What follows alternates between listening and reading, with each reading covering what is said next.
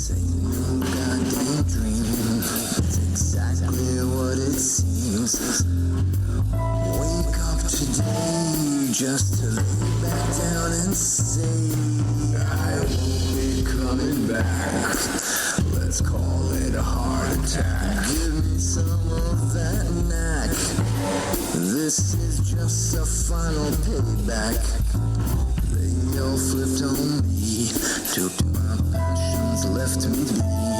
When I had a place to sit, goddamn attitude to fit.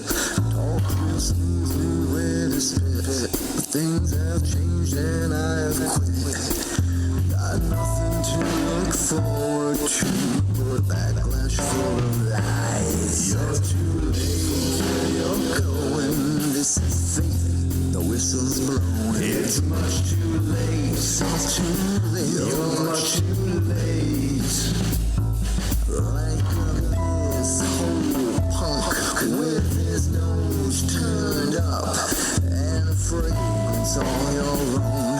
Tell me what it's like to be alone. And let's not forget the skull-faced prick who offers fixed to your face. He dropped out of the subhuman race. Sad. Boo-hoo. I'm goddamn glad that piece of shit was just a fad. Tell me, boy, where were you? What's your story? Really? Where have you been? Was it the big time? And full of sin? Tell me what you saw. Chasing dragons down the hall. So now I find you just the same. A generation full of games. I hear the whispers, I see traps to break my legs. Where are you going, boy? Where have you been? You're too late for where you're going.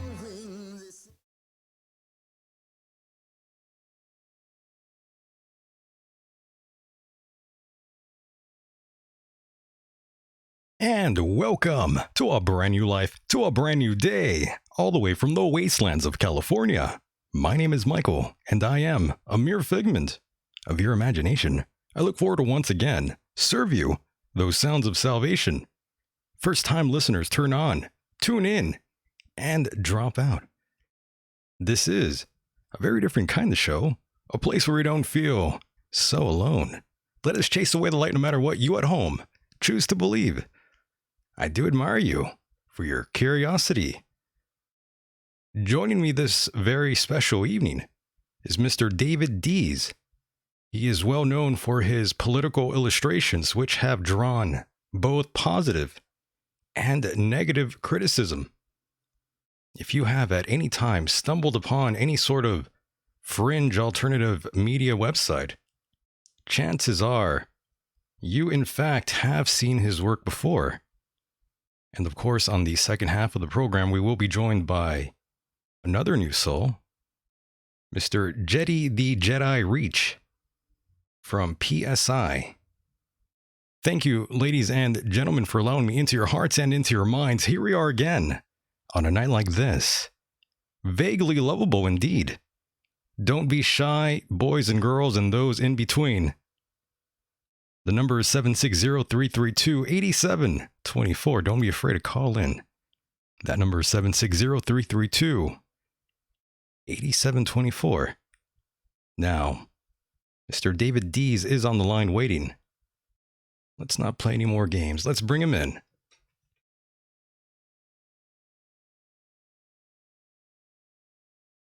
David, are you still out there? I'm here. Fantastic. I'm glad you're here, my friend. Yeah, Michael Deacon, it's so good to talk to you. We got so many things to cover. Can you believe it? This is actually happening, David. I can believe it. And also, I really like the name of your show, End of Days. I think it's going to be very appropriate for what I'm getting ready to tell your listening audience tonight, because it's not going to be what you think it is. I know you think that the New World Order is going to come and put us in FEMA camps and inject us and, implant us and hook us up to machines and turn us into machines. But that's not what's going to happen. I'll tell you a little bit about that later. I think we'll cover some other things to begin with. For sure. We have to give the audience a little taste before we jump right in. And again, thank you for stopping in. I know you don't really do too many interviews anymore these days, and I appreciate it, David. I don't. I'm getting ready to come out with my 4th book, and that will be 400 illustrations in print, which is very important. You know, most everything is digital these days, and the parasites in control love that because, boy, they can just delete things and block things. But, if you put a book in somebody's hand, that's way different. And my books land on coffee tables, and I get so much fan mail that they talk about their families that come over and friends come over, and they're very proud of representing all these wacky viewpoints I have, which are not wacky at all. It's the truth, I think, but the people who are not awake certainly think of them as just a joke.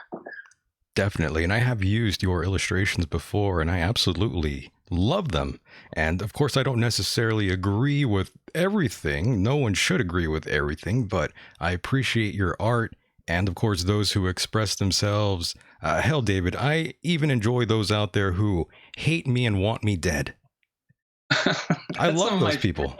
Fan mail. That's my best fan mail. I always include that when I put it on my site. I always put, and there's not much of it.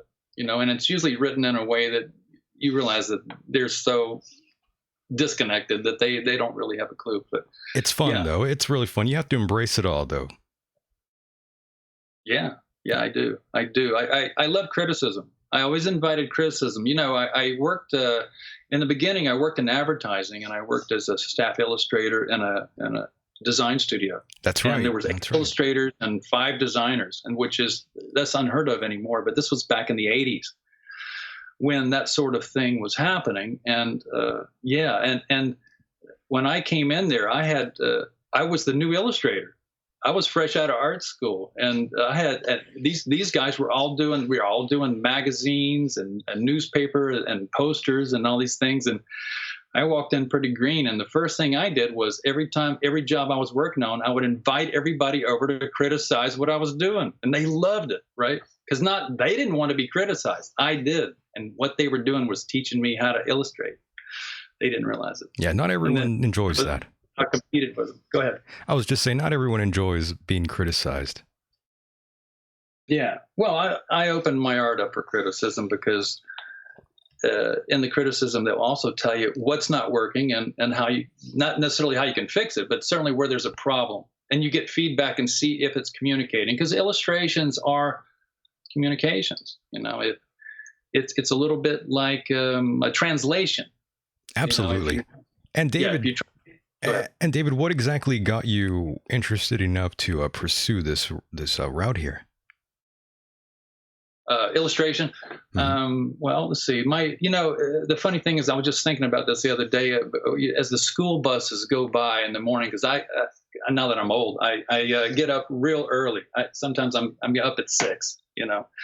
And when the school bus goes by, I just feel queasy because it used to be that we were going to school and it was kind of a cool thing, or and it was stressful. But it wasn't. The internet obviously wasn't here yet, and we didn't know that this was just a big implant indoctrination station that they had set up to teach us to jump when the bell rang. And anyway, the point is that they really bred the creativity out of us.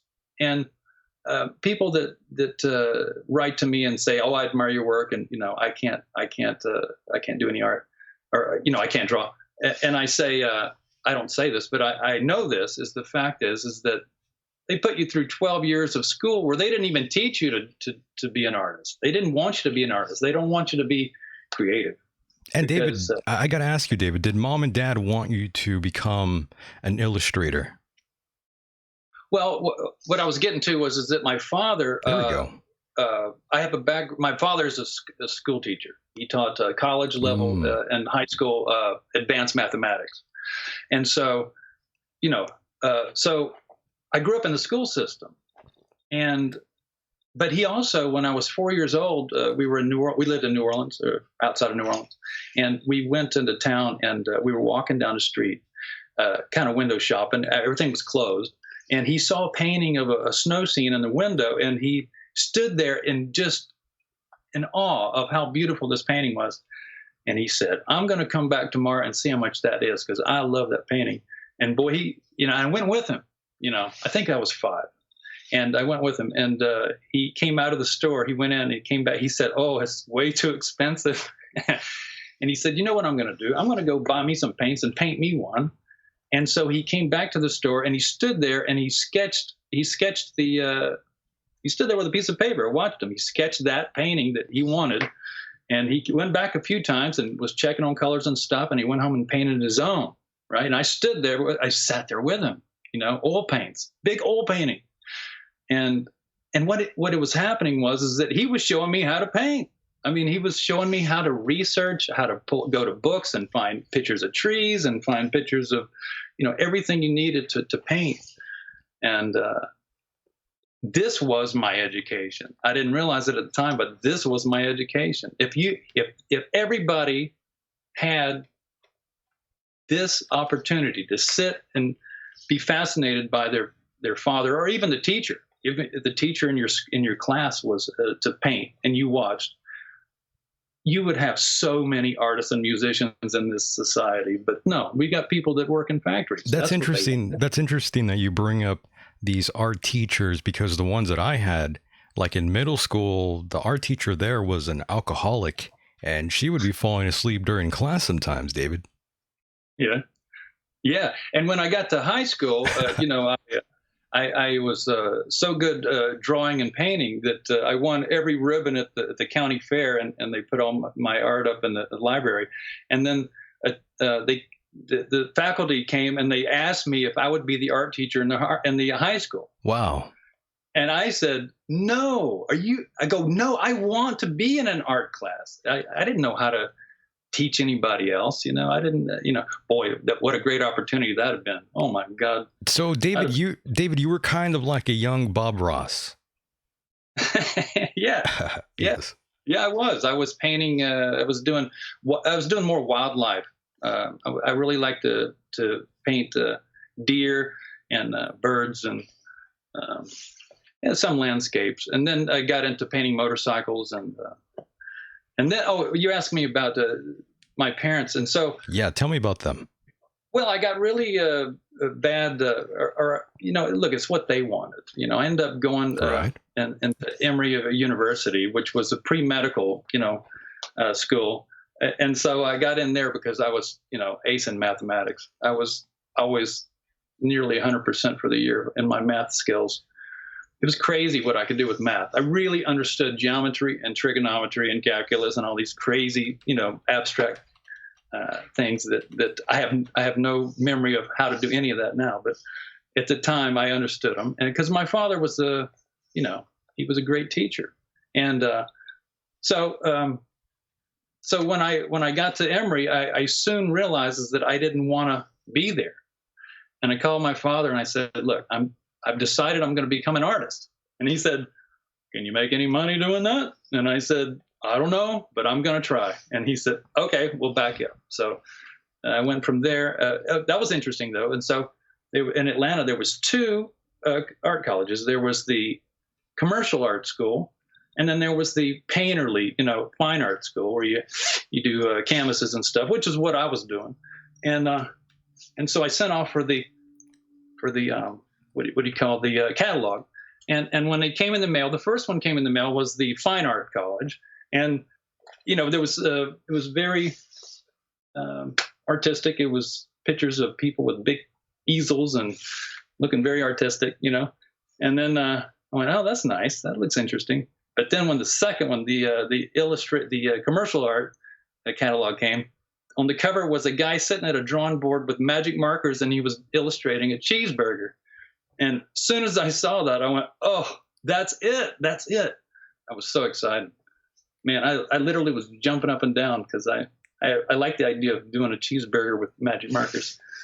And so I went there, and then I quit pretty soon. I kept saying, who's paying me? Who's paying me to do all these stupid projects in this art school? So I quit and started working pretty early. Yes, you'd be surprised, though. In the art world, all kinds of things sell for a very high price. I believe just recently, somewhere in like Miami, a banana taped to a wall sold for like 120 grand. I'm not even joking. Okay. It's pretty ridiculous, See, but there are artists like that. Somebody's going to have to pay that, though. You got to find somebody that'll like it. Exactly. But I went into advertising. I ended up, out of art school, I went into an agency, like I said, this illustration studio, and I was illustrating for, all the magazines. I was in Time magazine and Life magazine and all, newspapers. You were Billboard. deep. You were deep in the whole corporate world for a while there, and all this time, were you still like this very straight edge sort of guy at the time? This very straight and narrow sort of personality. Well, the farther I got away from my home life, the more wild I got. Dibbling into drugs. There we go. Recreational drugs and growing my hair out long. And what were you doing, if you don't mind me asking, David? Drug wise? Sure. Well, let's see. What year? Let's see. This would have been late 70s. Yeah, we were. Didn't like pot. Pot made me paranoid, that's no party. If you're paranoid and looking in the mirror, yelling at yourself, that's not cool. You were yelling at yourself when you smoked? I was upset with myself. Oh, no. You got, yeah, I see. No, now, and I'm having the greatest time. In fact, I really would love to just have some right now, but I'm not going to. But I also was, a number of times I did blotter acid that had Mickey Mouse on it, or a rainbow, or a dragon or something printed on it. And that was a lot of fun. That sounds lovely. Mm-hmm. But that very was scary. Fun. And I also did, a few times I did some crystal meth. And, no, David, don't do that. I did crystal meth, and I used it to do art, and I even used it to stay up one time for 2 days and do a job that had a rush on it. And but man, I'm telling you, that is bad. Do not do that. Don't do that, kids. Yeah, do not do that. I'm telling you, the hangover is, you have no hand-to-eye contact, and you become a zombie. It's real bad. Meth is awful, kids. Don't do that. Don't snort it. Don't smoke it. Don't do anything. The one thing I took from that is that I never had such clarity in my mind that somehow the drug pushed all my thinking away, and I was focused like a laser on whatever I was doing. And I was applying it to illustration, which I was doing meticulous details that, my boss at the time was going, he was so impressed. That's he was so going, funny. Wow. So. You did it in the name of science, David. I did. In the name of science. And all this time, though, David, I'm wondering, in terms of religion, what about the parents? What did they instill in you at an early age? I'm sure you sort of maybe broke away from religion at a time. Well, I grew up in the South, and that's the Bible Belt. And there's a church in every corner. And my mother and father, while they weren't practicing Christians, they did talk, they were respectful of religion a lot, but the funny thing is that when I was 12, my next door neighbor, this girl, she was going to church, and I liked her, and so I went to church with her, and then we broke up, and I kept the church, and so I started going to this Christian Baptist church by myself, riding my bike when I was 12. And sitting on the front row, I wanted to know exactly what was going on. I wanted to know everything. These people were very emotional, and they were excited, and they were talking about very exciting things about this other world that you can't really see. And I liked all that, but I didn't stay too long. It was a couple of years, and then I was out. But that was my first taste. And I was thinking about that. I mean, what 12-year-old rides his bike to a church by himself and jumps in the middle of a bunch of adults that are crying for Jesus, And, but I was curious. I really wanted to know. I wanted to know what happens when you die. Right. And so there was that. And then, and then once I left and I went through college and stuff and got out of, eventually in 1978, 77, I was 77. I lived in Atlanta, when I was when I started working out of school when I was in school, and this Scientology place opened up. Oh, right? no. Yes. We were talking about this. Yeah. A little Scientology place at 1977. I mean, that's pretty intense when you think about it. That's really early in that religion. Early in the game, for sure. Yeah. And so I walked in. Pre-Tom Cruise, by the way. Sorry. Go ahead. Tom Cruise, and by the way, who borrowed my books one time when I lived in LA. Oh my! But this was early on, and it was exciting in the sense that when I walked in and looked at their books, the first book that got my attention was a book called "Have You Lived Before This Life?" And so I didn't have much money, but I bought that book and I read it, and it was all about people doing Scientology therapy, recalling past lives in detail, way detail. And I thought this was the greatest thing ever. I said, this is my goal. I'm joining Scientology. If I can remember a past life, I mean, this is the coolest thing ever. I mean, what could be better? And sure enough, man, I got in there and I learned the therapy, got trained, and about the third session that I took, man, I just boomed right into a past life. I was in Norway, and I was on a boat, and I was a Viking, and it was wild. It was and it was so real, and it was so more emotional than I ever expected. So yeah, I was in Scientology for about a good solid 10 years, and I trained. If anybody's listening that's into Scientology, I was a Class 4 auditor, and I did I did the techs on Class 5, on level 5, but I didn't complete. You were definitely really deep in the game then. I was so deep in the game that I was best friends with Arthur Hubbard, which is L. Ron Hubbard's son. Oh my goodness, David. Yeah, he was an illustrator too. And when I was working for this illustrator in LA, I moved to LA, in '84. And then there was this illustrator. He was a top guy that I'd met in Atlanta that had come out to LA, and he just took me right on, and so Arthur came over to the studio, and we just hit it off, and he was such a rebel. He had one foot in the church and one foot out, which I liked a lot, and together we illustrated books, and we did the Weight of Happiness. There was the illustrated Weight of Happiness. We did that together, and I did covers of study tapes, packages and stuff. And David, what got you to make The Great Escape, per se?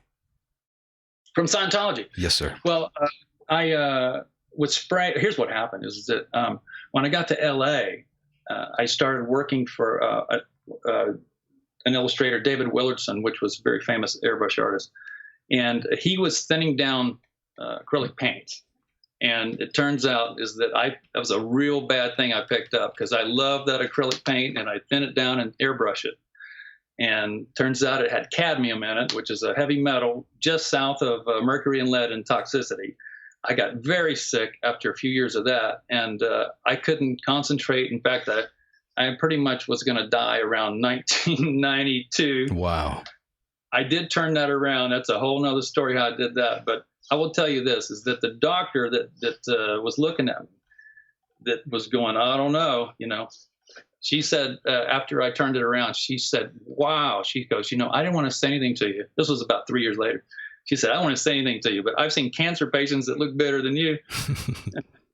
I said, wow, I'm glad you didn't say anything, because I knew I was it for me, because I was poisoned. Just like, it turns out that cadmium, it causes, complete destruction of your pancreas and liver and everything. I mean, it was very, very bad thing that I was doing. So I'm glad you're okay now, though, David. Huh? I said, I'm glad you're okay now. I am okay. But you know what? I had some help, and I asked for help, and I got help. It was not through the medical industry. I can assure you that. It was, I ended up going to the Philippines and seeing a psychic surgeon.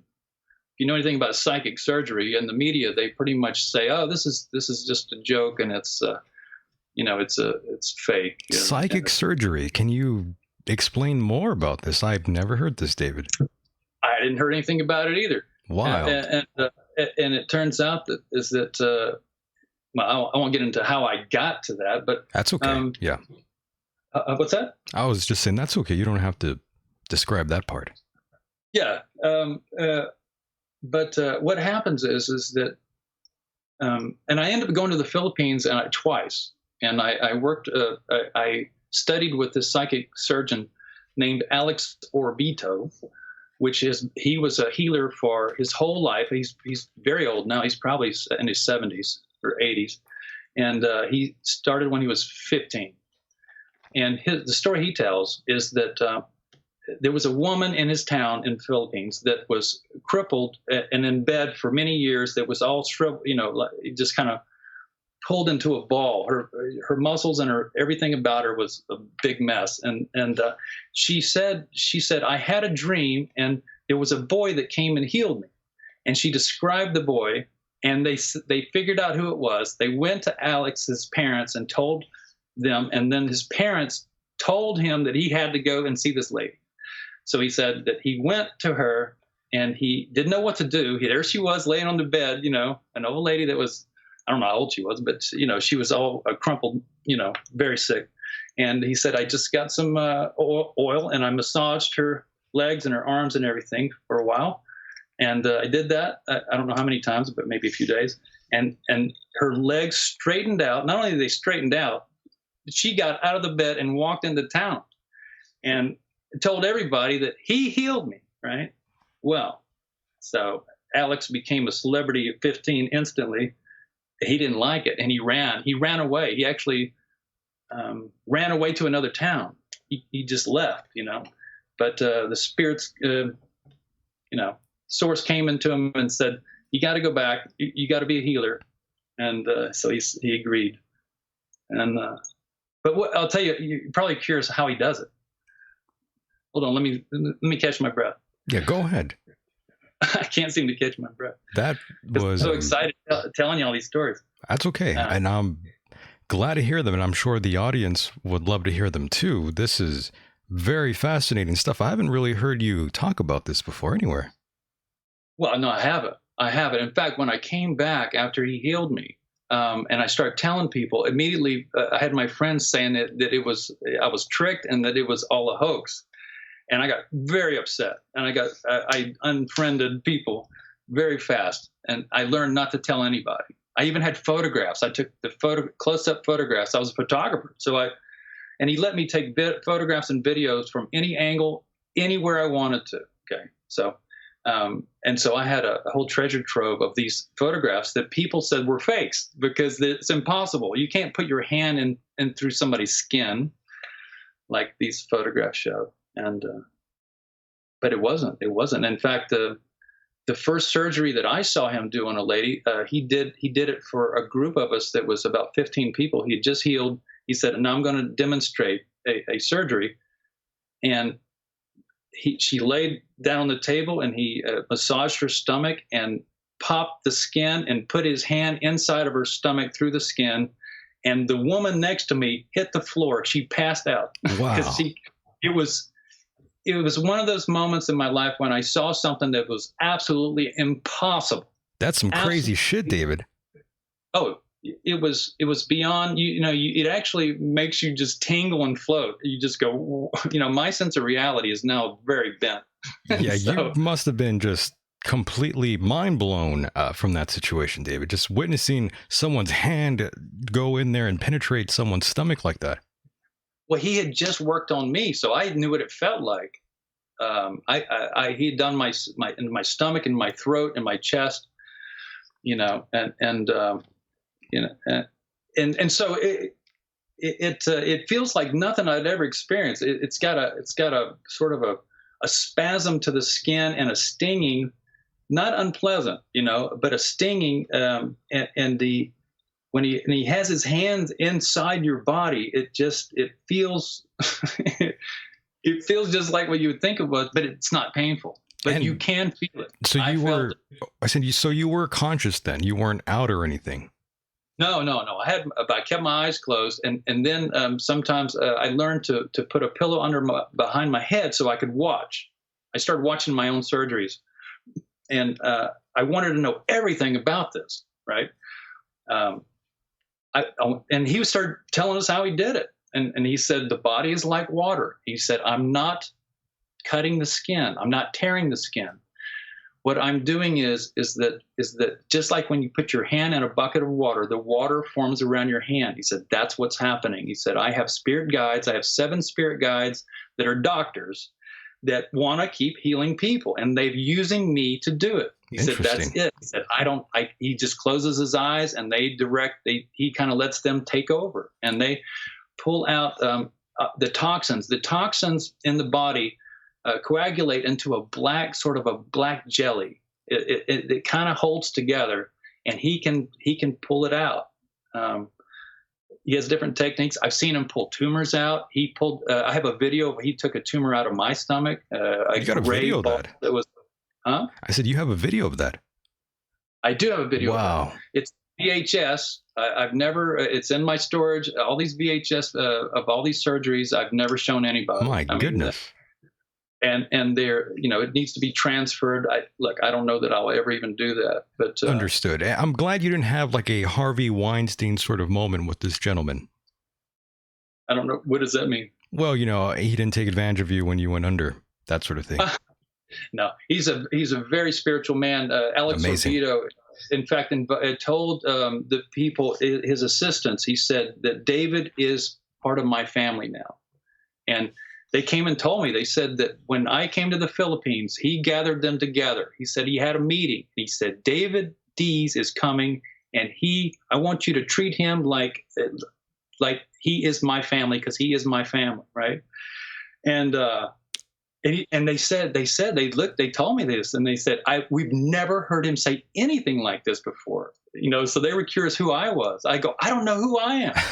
David, how old were you at this time, by the way? How old was I? At this time? Well, that would have been 92, so I would have been around 33. Oh, okay. So this is a time in your life where I'm only guessing and assuming that you were sort of trying to discover who you were, both as a person and maybe even spiritually. Is that fair to say? I wasn't really searching for myself spiritually. I was just trying to get by. I had a full platter with trying to be an illustrator in LA. I was working for the movie industry. I had an agent. I was pulling down 6 figures a year.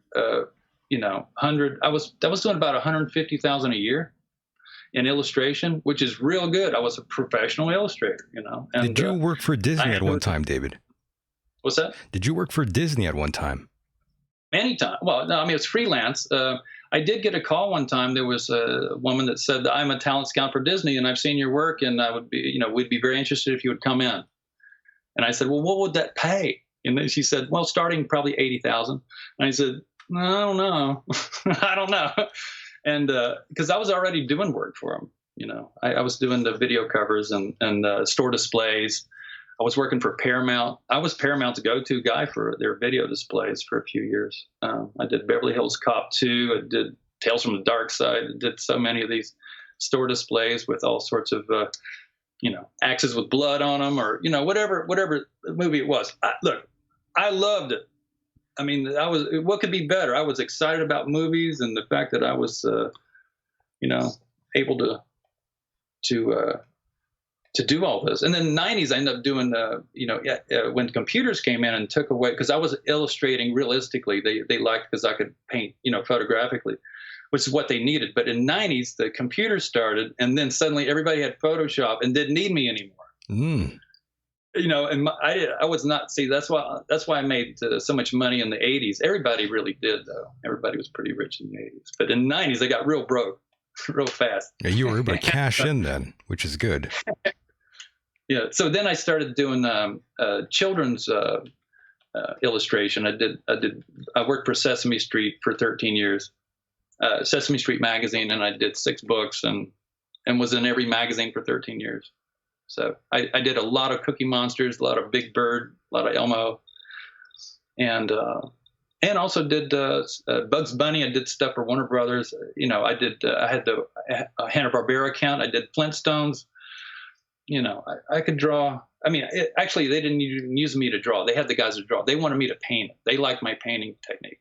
So not many people could paint like I could. Definitely.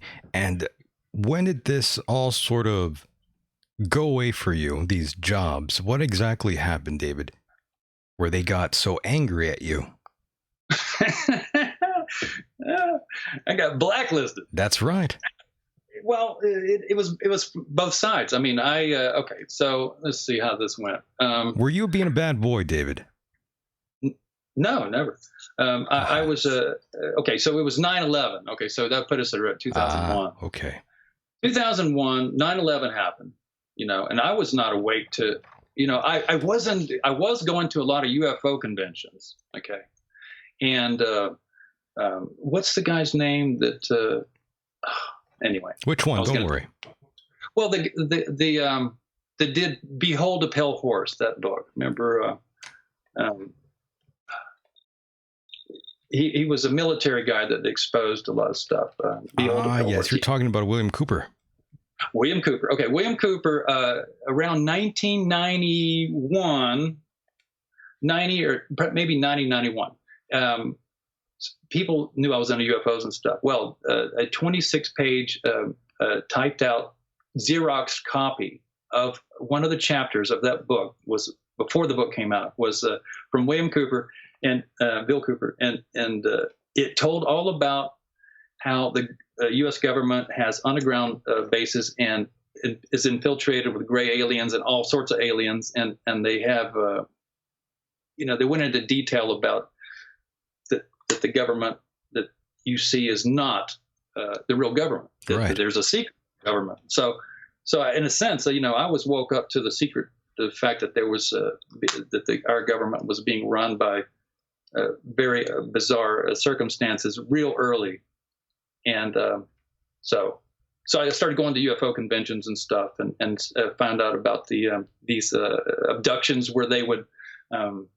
Impregnate the women and then reabduct them and take the baby out, and then abduct them and show them the baby. They were doing hybrids. I mean, it was just bizarro world. I was, and I loved it. And I would go to one of my design studios I worked for, and I would always, show them the William Cooper information, and they loved it too. And I'm still friends with all those people. They were Scientologists, by the way. They really are into the space opera.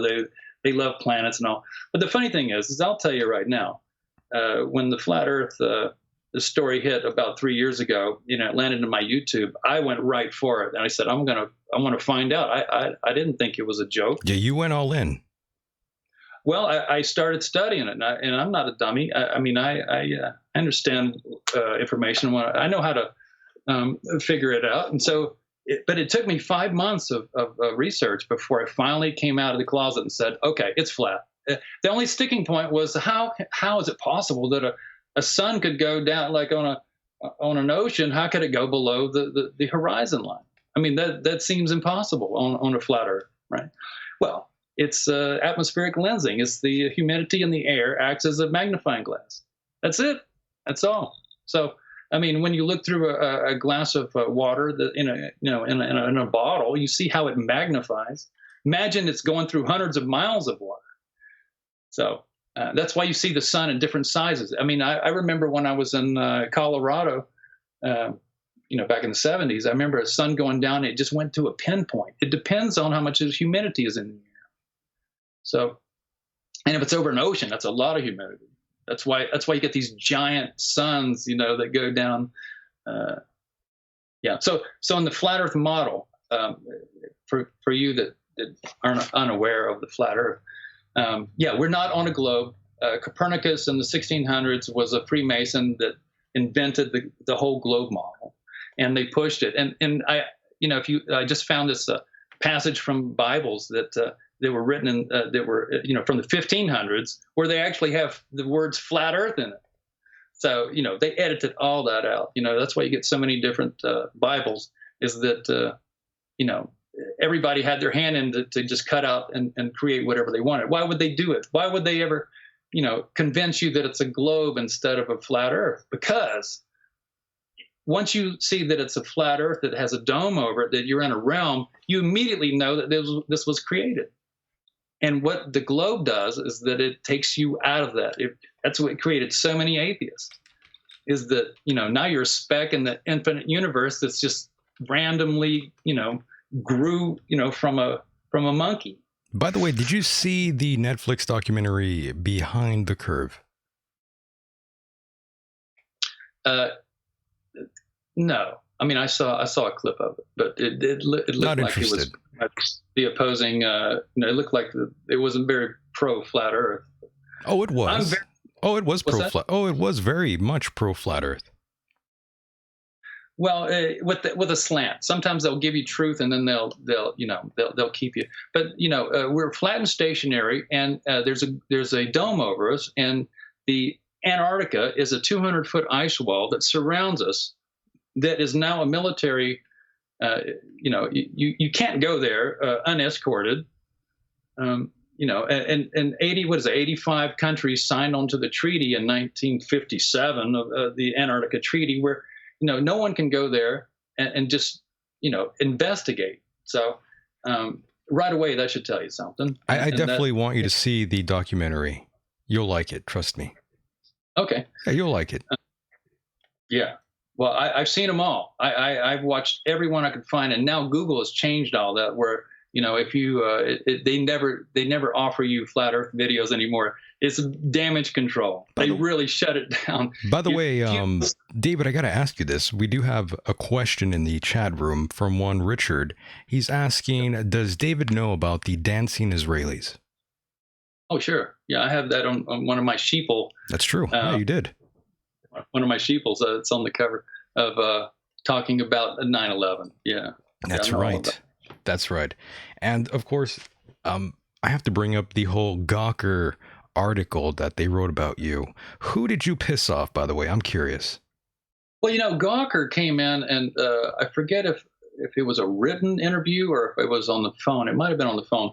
But man, she was so nice and so a fan. Oh, she had so much nice things to say to me about my art and everything. And I was going, this is great. I thought this was going to be a real hit piece, but it didn't seem like it. But, once she got her boss, they got together and they did a pretty big hit piece on it. That's what happens. Yeah. I was reading that and I'm thinking, oh man, they are really going in on David here. Yeah. I don't care. Well, I mean, you're no stranger to controversy. A lot of your illustrations have caused many issues, even with the other boys in blue. And I don't even want to say who those people are, but you've caused plenty of trouble with those boys. And to be honest with you, they've kind of gone after me very slightly for some of the people I brought on here, too. Are you talking about the star people? I am talking about the star people, yes. Okay.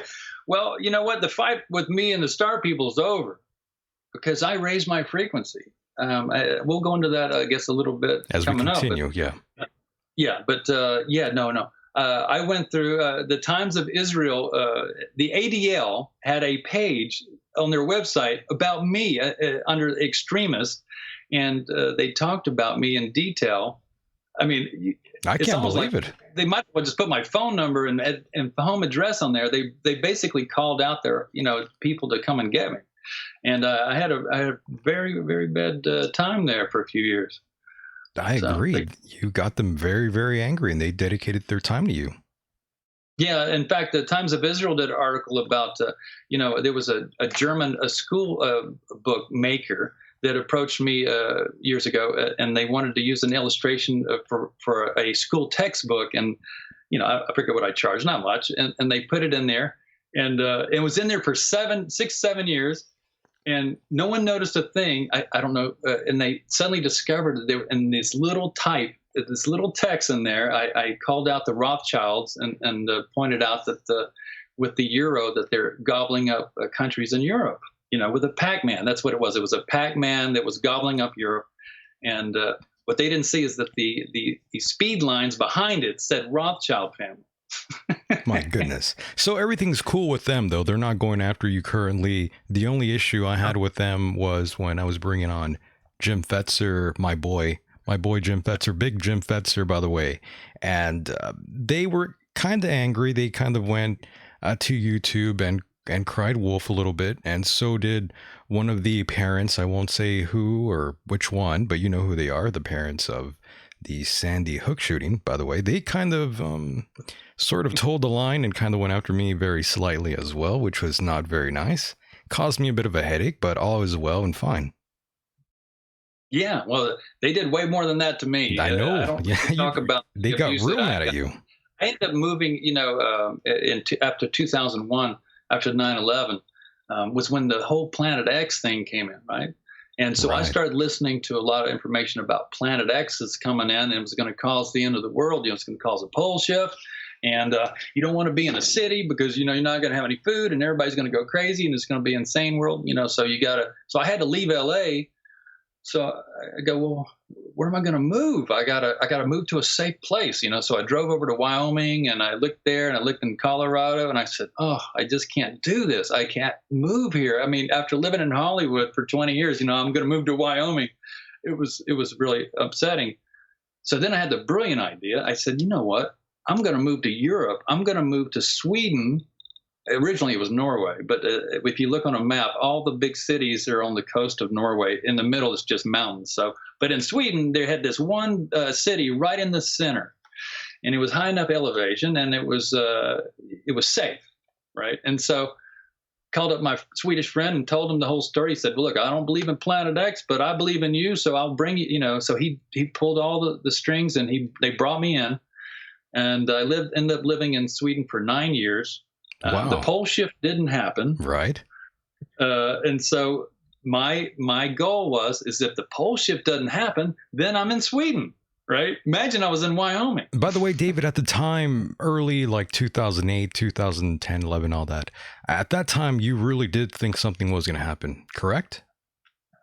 Well, I moved to Sweden in 2003. 2006 was when I did my first political art.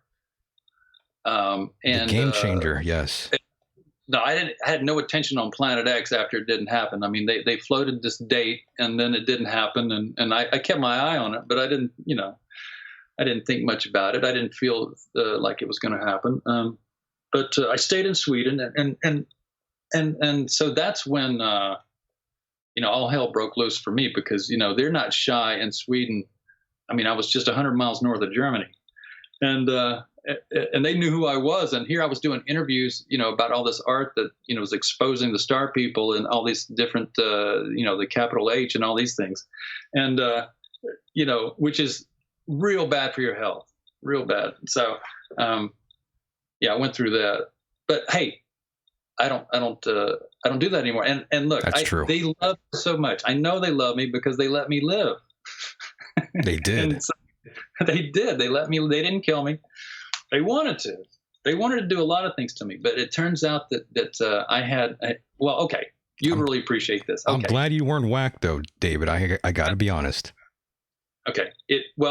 Okay. In 2000, here's what happened. In 2000, how much time we got? We got plenty of time. Go ahead. This is fantastic.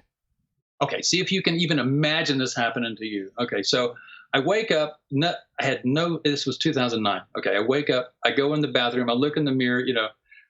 I had two cuts in my jaw, two little incisions in my jaw. From those was this 2 lines of blood that went all the way down my chest and was dried. Okay. And I go, I couldn't believe my eyes. I go, what? And I looked in the mirror real close at these incisions, and they were about 1/4 of an inch long, and they were black. And they were still, the skin had not even broken open yet, right? And it was a massive amount of blood came out of these two, and it was dried dark, all the way down my chest, right? So I had all this blood on my chest. It was dried. And then if I only thought to get a camera and taking a picture, but I was so upset by it. I jumped in the shower, washed it off, and I couldn't hardly touch where the incisions were. It was very, very sensitive. But I looked back in the mirror when I got out, and now they had opened up and they were starting to swell up, and it didn't look anything like. So I I went in, I sat down working and stuff, and then suddenly about an hour later, I just kind of came to it and went, what is going on? I went back and looked at them again, got the camera, took the pictures, but it didn't look anything like it, what it should have looked like. That was the beginning. Well, the next year I had 13 episodes of missing time where I actually had timestamps where it was between 3 hours and 15 hours of missing time. What do you think happened to you, David? Were you, do you think? With my memory erased. My memory was erased. I was going to say, I would wake. Did someone slip you a drug? What happened?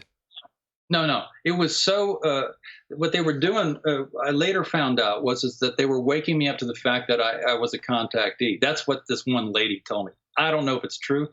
My memory was wiped on it, but it was so blatant. I mean, it was one episode where it was Saturday night, and I just got to this bar. I was going to drink and party. I like that. And meet people. Okay. Huh? I said I like that. That's cool. Yeah, I was going to drink and meet girls and have, meet people and stuff and just chat, just chat.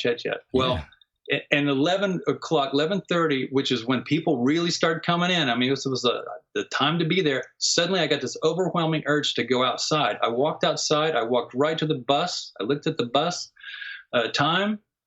I go, and it seemed like the greatest thing to do was to just get on that bus and go home. I mean, it didn't make any sense. And I looked and I go, okay, the bus is going to be here in 25 minutes. I go, well, but I can walk home in that. So I turn and I start walking, right?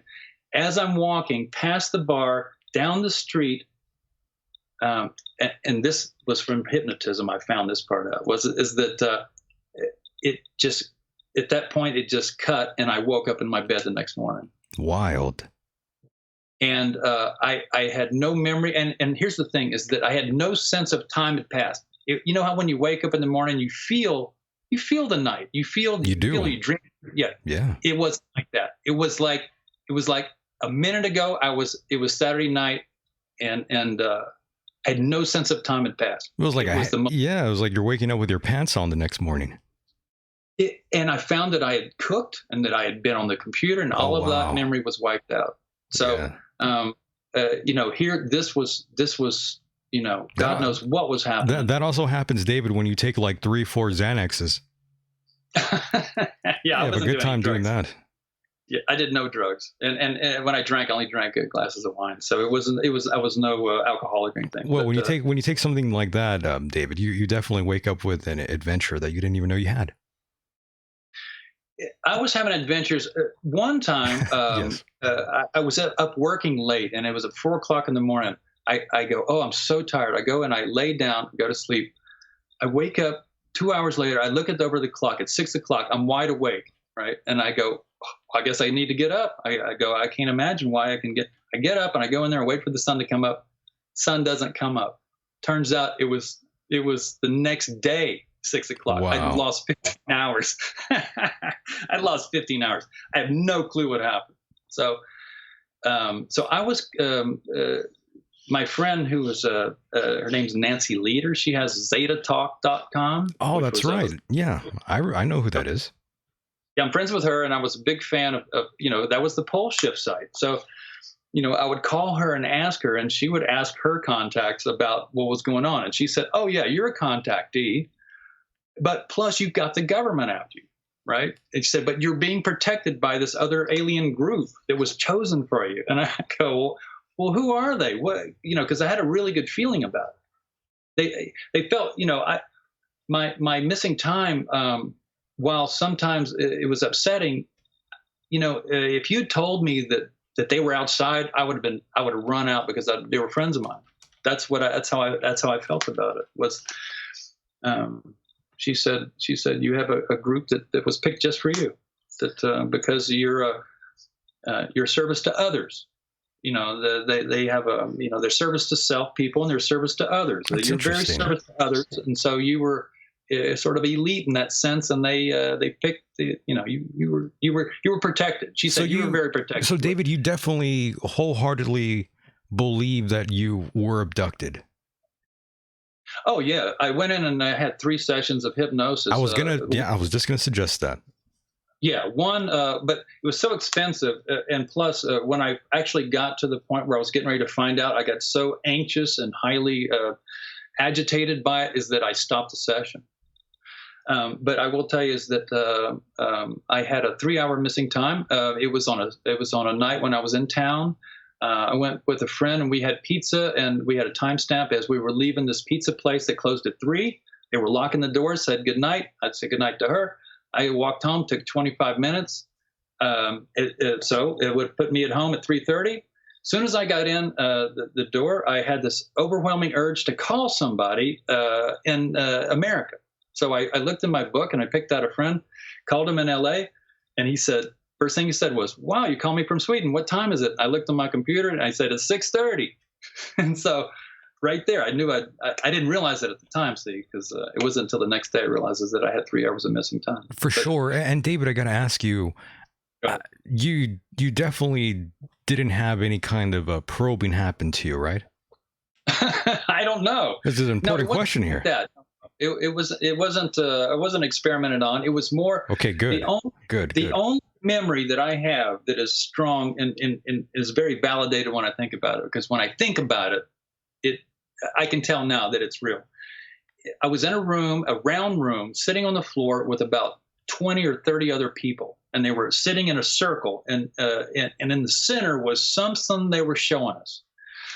They were showing us something kind of holographic, I think. And later, when I said, "What was all this about, and what is this?" and they said, in my mind, they said, "Well, when the time is right, all the information will be available to you." So I got taught something. But I will say is during this time, and I didn't put it together till later, is that on Facebook, I had this another overwhelming urge about tree houses. Suddenly, I was fascinated by tree houses, and I went, searching on Google, and just was insatiable appetite for looking at pictures of tree houses from every country, and I ended up putting together 5,000 photographs on Facebook. They're still there, of all these albums of all these different tree houses. And David, how old were you now at this point? I need a timeline here. Well, let's see, that would have been 2009. So okay. Not too long ago then. 10 years ago. 10 years ago. Not so too I would have been long. 53. Yeah, okay. Yeah. 52. All right, continue, sorry.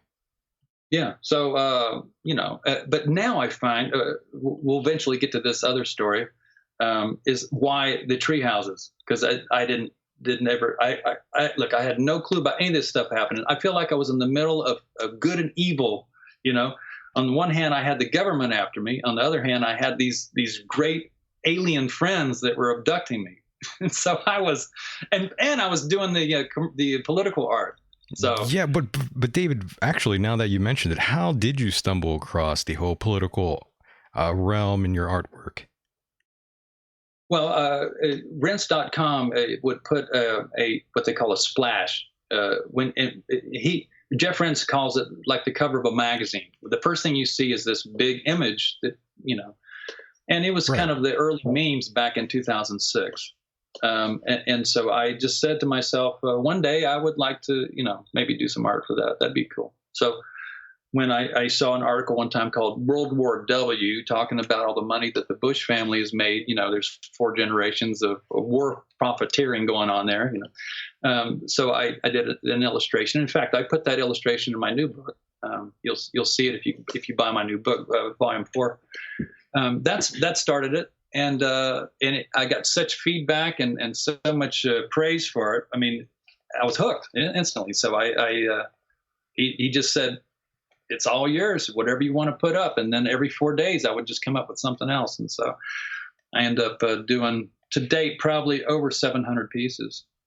That's pretty crazy. Yeah, you've done a lot of great work. And as I mentioned earlier, your illustrations have caused a bit of a turmoil for some people. For who? For a lot of these groups out here. What do you mean exactly? I mean, which groups are you talking about? You can tell me. Well, all the groups that we've been talking about. I'm just saying your artwork has really offended a lot of these folks out here. Well, I was putting together forensic studies. I don't just poke fun at them. I also, I make a very valid point, and these get passed around. I mean, they're very dangerous. What I do. I mean, I can change somebody's opinion real fast with way I can with my background in advertising. That's all we did was propaganda. Well, that's right. Well, that's the psychological aspect. That's why I said the turmoil that you definitely cause for some of these folks it's quite, well, in my opinion, it's quite fantastic. But that's me personally speaking. I enjoy that sort of thing, getting that reaction out of someone. I'm a bit of a prankster myself. You have to understand. I like ribbing people and joking around pretty often. Yeah. Well, look, I mean, I was using humor in my illustrations to Right. kind of pull you in, but a lot of these were very serious allegations I was making, and I was exposing also all the poisoning. It's pretty crazy when you got a government that's poisoning you. That's You true. know, putting poison in your water and your food, and spraying you with chemicals. Holy smokes! I mean, what are we looking at here? This is a cartoonish evil that's, I mean. But now I understand it. Now I know what's happening. I had this thought the other day. I go, now that I'm getting older, at least the one thing I can never be accused of is sitting on the sideline. That's very true. You're right about that. And are you ever afraid that you might become, let's say, like sort of like a Charlie Hebdo? Oh, no. Well, I'm out of it now. I'm retired from the political art. I mean, I still do a few things for rents, but I won't even do the things that he suggests. I mean, I don't offend anybody anymore. Yeah, let's tell the audience that now that we are here in this present time, that you no longer are doing the whole political satire illustrations anymore. No, but I mean, everything I did is evergreen. I mean, all the things that I illustrated from the beginning are still happening. So it's not like, it's outdated. Yeah. In fact, this new book I have has got 112 full-page color illustrations in it, and most of them, at least half of them or more, are from I went back into the archives and pulled out all the original illustrations and revamped them and brought them up to date. So, yeah, your work and is, also, Sheeple Magazine is a thing I sort of invented, and the Sheeple Magazine has got 53 different. It's been going since 2011, 6 times a year, and so there's 53 covers, and I put them all in the book. So it's really an archive of Sheeple Magazine, which I'm really proud of, and I think Sheeple Magazine is one of the most hard-hitting and funniest things that you can ever see. It really is. And where can people find your books? Oh, at my website, it's my name, which is Dees, but it's D, my initial D, and then Dees. So it's ddees.com. Yeah, go to the bookstore. In fact, I'm running a half-price special because I'm printing a book 4 right now, and I need the money to pay the printer coming up in 2 weeks. So yes, ladies and gentlemen out there, if you are listening to the sound of my voice and the sound of David Dees' voice as well, if you are compelled by his artwork and want to bring home something that would have your friends and everyone else pretty envious of your of this great coffee table book, definitely purchase it. Go to ddees.com. That's ddees.com, and you too can own this fabulous book. And right now I actually have a picture of the Bush family here. And of course, it says, "I love Moloch. Let's orgy." You're talking about the Bohemian Grove piece where Bush Correct. has the marshmallows. I love that. Yeah, it's great. Yeah, there's behind them. Look, I mean, you'll just have to go and take a look. Oh, do you have that link that they could click on? They can see that. Oh, they're seeing it right now in the chat room. Oh, okay. Let's see. Let me pull that up because we can scroll through it and I can talk to you about some of these if you'd like. Yeah, go ahead. And once you do that, definitely hit mute or stop. Or actually, yeah, just hit mute, by the way. So that way there's no terrible echo and kills everyone out there. What would that be from? Oh, I see. Because I'm looking at this page. That's your page. Yeah. Oh, well. Do you need a link there? I was going to go and look at the link that I had on my page to the rents, that had the illustrations on it. You know what I'm talking about? Yeah. Now I do. Yes. That link. Okay, yeah, that's where I want to go. Okay, we can do that. Okay. No worries. And also tell your audience how they can get there, and we can look at it together if you want. Yeah, that'd be great too. Pulling up that link now for everyone else. By the way, I'll send that link in the chat room for those that are in there. That's where you can follow along.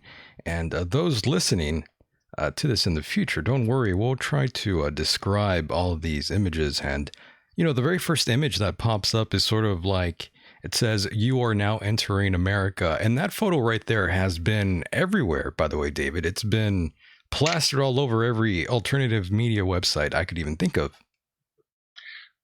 This is a revision from the original because it used to be a lot of chemtrails in the background. Now I've got Aurora Borealis coming out, and with the Matrix numbers raining down. But people are driving into a concentration camp with wire on the freeway, and they're just driving in. And I'll tell you, I'll decode this for you because everything is number coded heavily in this matrix that we're in. Is that it says North 144 exit. That means the 144. Look, I'm no big fan of the Bible, but this 144 is a big number for the exit of the living souls from this matrix that we're in. So that's what it means. Amazing. Amazing. It is amazing. It is. And the sign that says, "Those with no chip, go to the right lane." If you look at my illustrations, you can see that they really are way into transhumanism. They really want you to take the chip and want you to be connected to the internet in your head. You can be sure that if you agree to these things, that the control is just going to disconnect you from any sense of source. And I'll say it's already happening. Yeah. Yeah. Now, you asked about my religious background and stuff. I'll say this: Go ahead. Yeah. I don't believe in God. Because God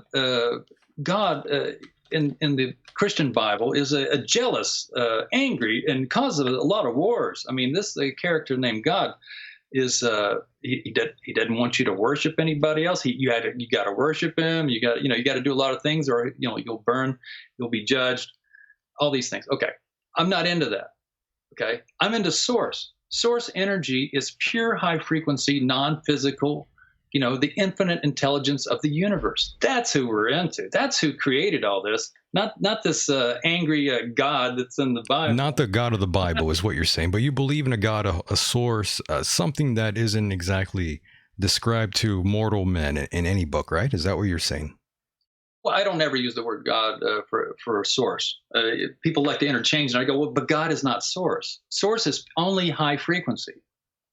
Only high frequency. So, and we're only high frequency. We're infinite beings that are in this heavy density, matrix, this physical 3-dimensional world, right? But this is temporary. We're infinite beings, and you weren't just created and left out here just to flop around on your own.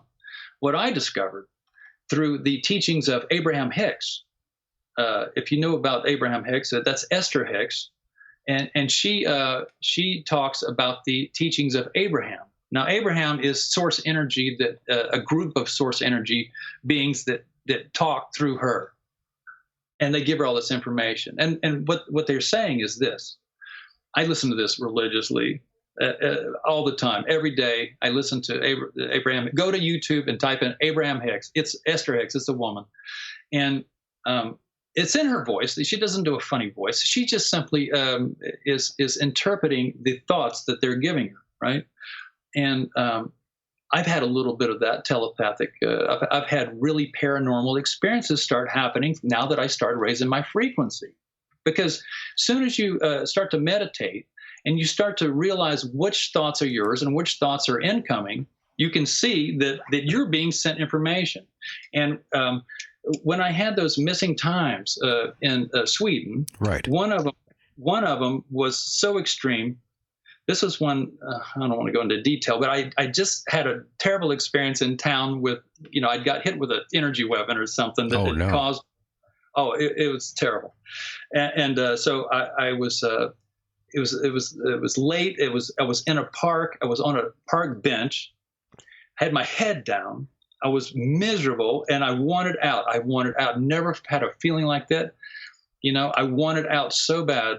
I wanted out of Sweden. I wanted out of off this, what I thought was a planet. I want off the planet. I want out. I want out. Well, what happened is that I came out of my body and I went up to the trees and I looked down. Oh, wow. And now I'm in white space. I remember this perfectly. I was in white space, but wherever I put my attention, it would just open up. Do you know how clouds in these movies, they open up and you can see through them? Right. Yeah. So if I put my attention, I could see my body down there, with my head down, right? But then I took my attention off and I looked towards town and I could see the lights, if I put my attention, it would just be white until I put my attention there, it would open up, right? And I had the thought, I can go anywhere I want now, but I can't leave because my body's down there. It's kind of like your dog outside of a store or something, I can't, I'm responsible for this body. I'm not going to just take off, right? So, and then they start talking to me. I didn't hear any sound, but then telepathically, they start talking to me. And they talked to me a lot, but the only thing that I could remember, this is the one thing I remember I took from all that, was that they were saying is that you're getting a lot of information that you're simply ignoring, or you're being too analytical, you're being too logical, but you are getting a lot of information that, so that's the one. And it's true, is we all are, it's, they call it intuition, but you are getting, when you connect with source, all your goals, anything you want to have happen, if you put your attention on it, source will give you the urges and put you with the people. All your dreams will come true. It's incredible, but you have to raise your frequency to be in the receiving mode. The only way you can receive the information is you have to go up to their level. You have to be happy. You got to be cheerful, which I was so uncheerful. Trust me. I'm getting hit by the government. I had all hell breaking loose. I was anything but cheerful. So I was not anywhere near being able to receive at that point, but still it was coming through because, eventually now I'm having really paranormal experiences that, now we're coming up at the present time. I got real stories now.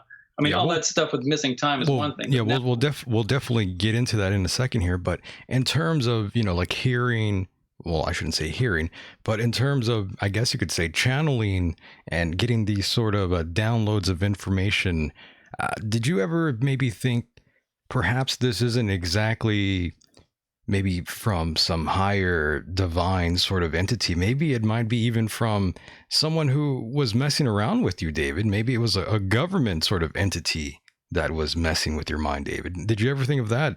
Possible. I had that happen. In fact, it was recently that I had a communication come through my head for about an hour. I couldn't even get rid of it.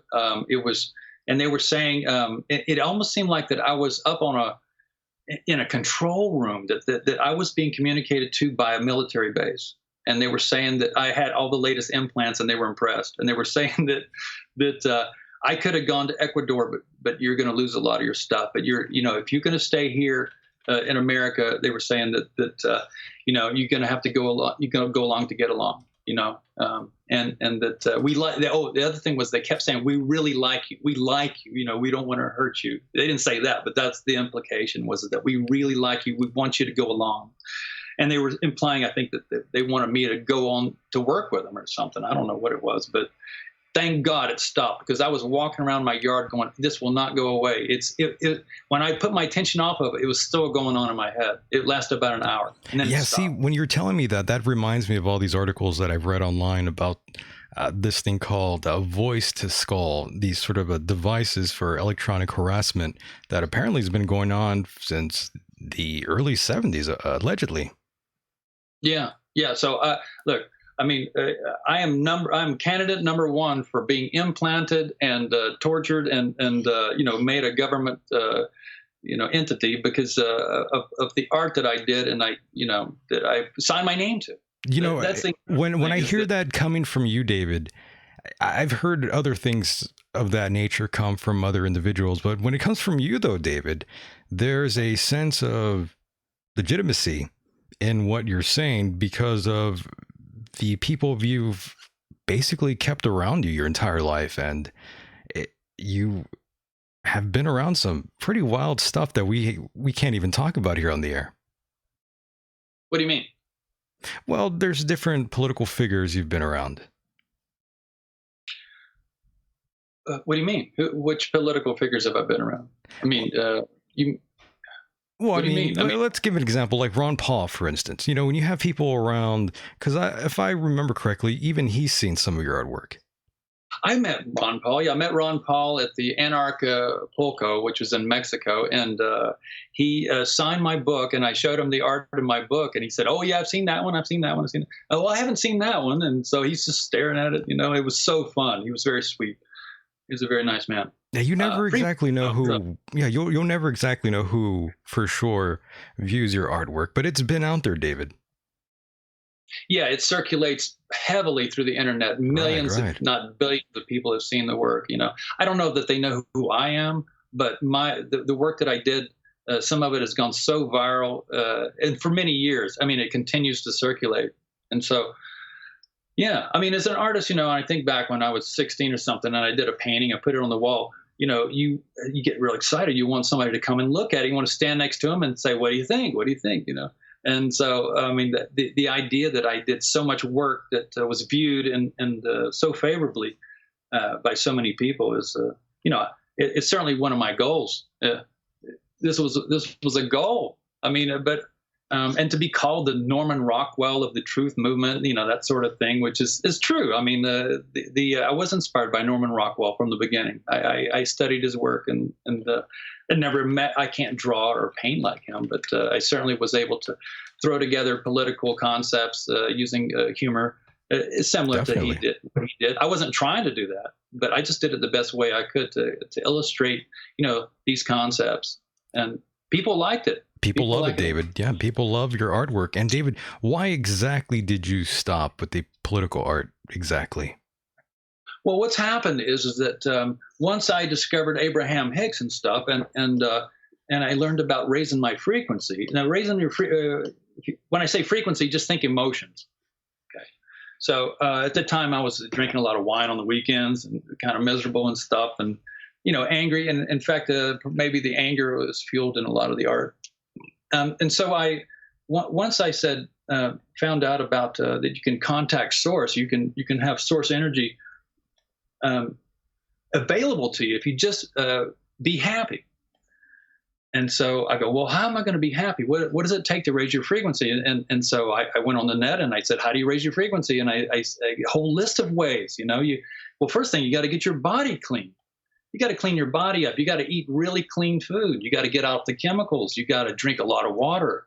You know, you got to feel vibrant, you know, physically before you can even start to work on your mental aspect of it all, your emotions. But you have to exercise. You got to get these body working because you can't be, you really, you know, you get the idea. So yeah, you got to exercise. You can't become a diabetic victim. Yeah. And I had a terrible diet. You know, I was eating a lot of meat. I was eating, you know, boy. And as soon as I read that, everything stopped. I completely stopped all alcohol, all meat, everything. I completely changed. Wow. Completely. So you don't eat meat at all anymore. You're just straight vegan then. Not vegan. I have butter and cheese. I'm pretty addicted to cheese. I don't blame you. I don't blame you though. It's pretty hard to kick. Yeah, I just bought some meat on sale for my cats, and you know, last night when I was cutting it up for them, I went, "This looks pretty good." How many cats do you have, David? What's that? How many cats do you have? I have 3. I knew it. Well, the reason I have 3 is that my landlord said that's my limit. Ah, okay. Yeah, I signed a contract. Understood. But I do have 8 free-range rabbits. Rabbits? Okay, that's a new one. Yeah, I don't hear too many people say that. Maybe rabbit a couple of years ago, and now on my half acre, I have rabbits that run around.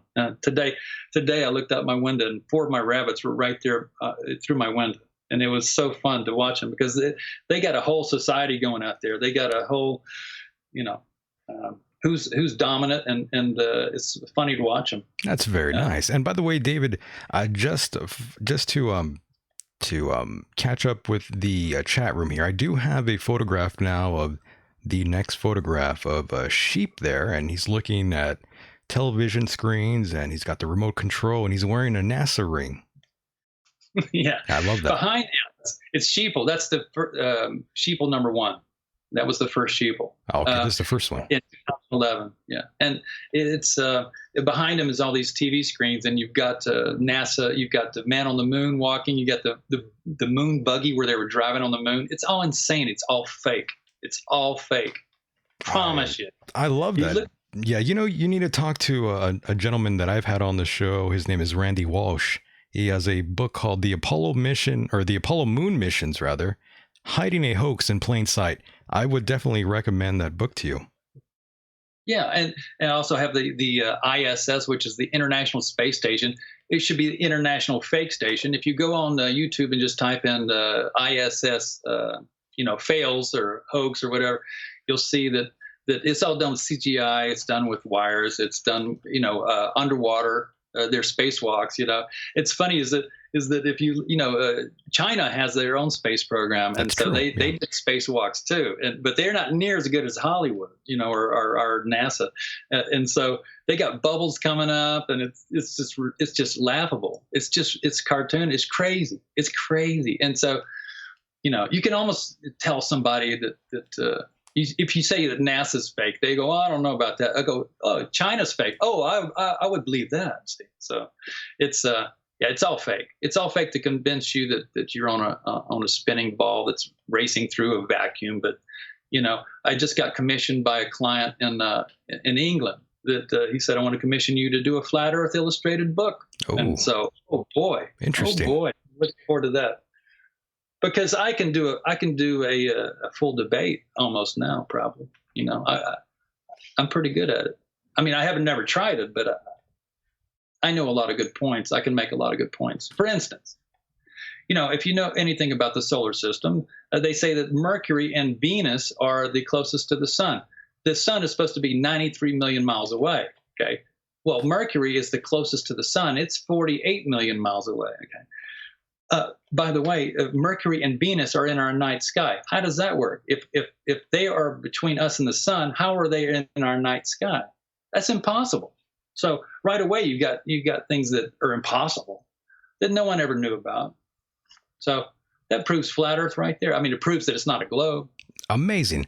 And now we have the next photograph up in the chat room or on the website if you're there. It's the child next to the 5G tower. And of course, the next photograph is of Harry Potter. Yeah, it's government school. It's a sheeple. It says government schools agenda to destroy religious morals and spirituality. They made prayer in schools. I'm not saying that you should be able to pray, during the class. I think I remember when I was a kid that we actually did do some of that, but I was not against it. But I can see how somebody would be. Right. Maybe it's not your religion. So, but they go the other way. They're gonna teach you Harry Potter, which is witchcraft. They're gonna teach you Satanism. They're going to teach you science, which is even worse because science completely neglects, the fourth dimension, fifth dimension. It's all the third dimension. It's all physical. It's all only if you can see it or taste it or touch it. David, have you ever seen a Harry Potter movie? Probably a little bit of it, but it was unwatchable to me.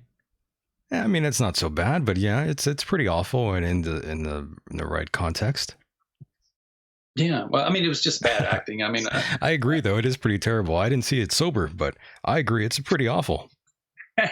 My favorite movie of all time was Blade Runner. Blade Runner, nice. Okay. I think Blade Runner is a masterpiece. Did you see the new version of Blade Runner? Oh, it's terrible. I agree. It stunk on ice, right? The only thing about the new, because I went and saw the new, there was a scene where the main character, I forget his name, but he goes, he's looking for information because he's in the future, past the first Blade Runner. Yeah. And looking for the Harrison Ford character, and he goes to this desk where he asks this guy in the archives that he wants to find out about this guy. Gives him a piece of paper, and he looks and he goes, "Oh, that might be tough to find because that was before the blackout." Right. And as he's walking back into the archives, he goes, "Yeah, my mom lost all her photographs during the blackout. She was very upset about that." So I put that in my third book. I included that little blurb because, they even had a Mountain Dew that was called Blackout. Did they?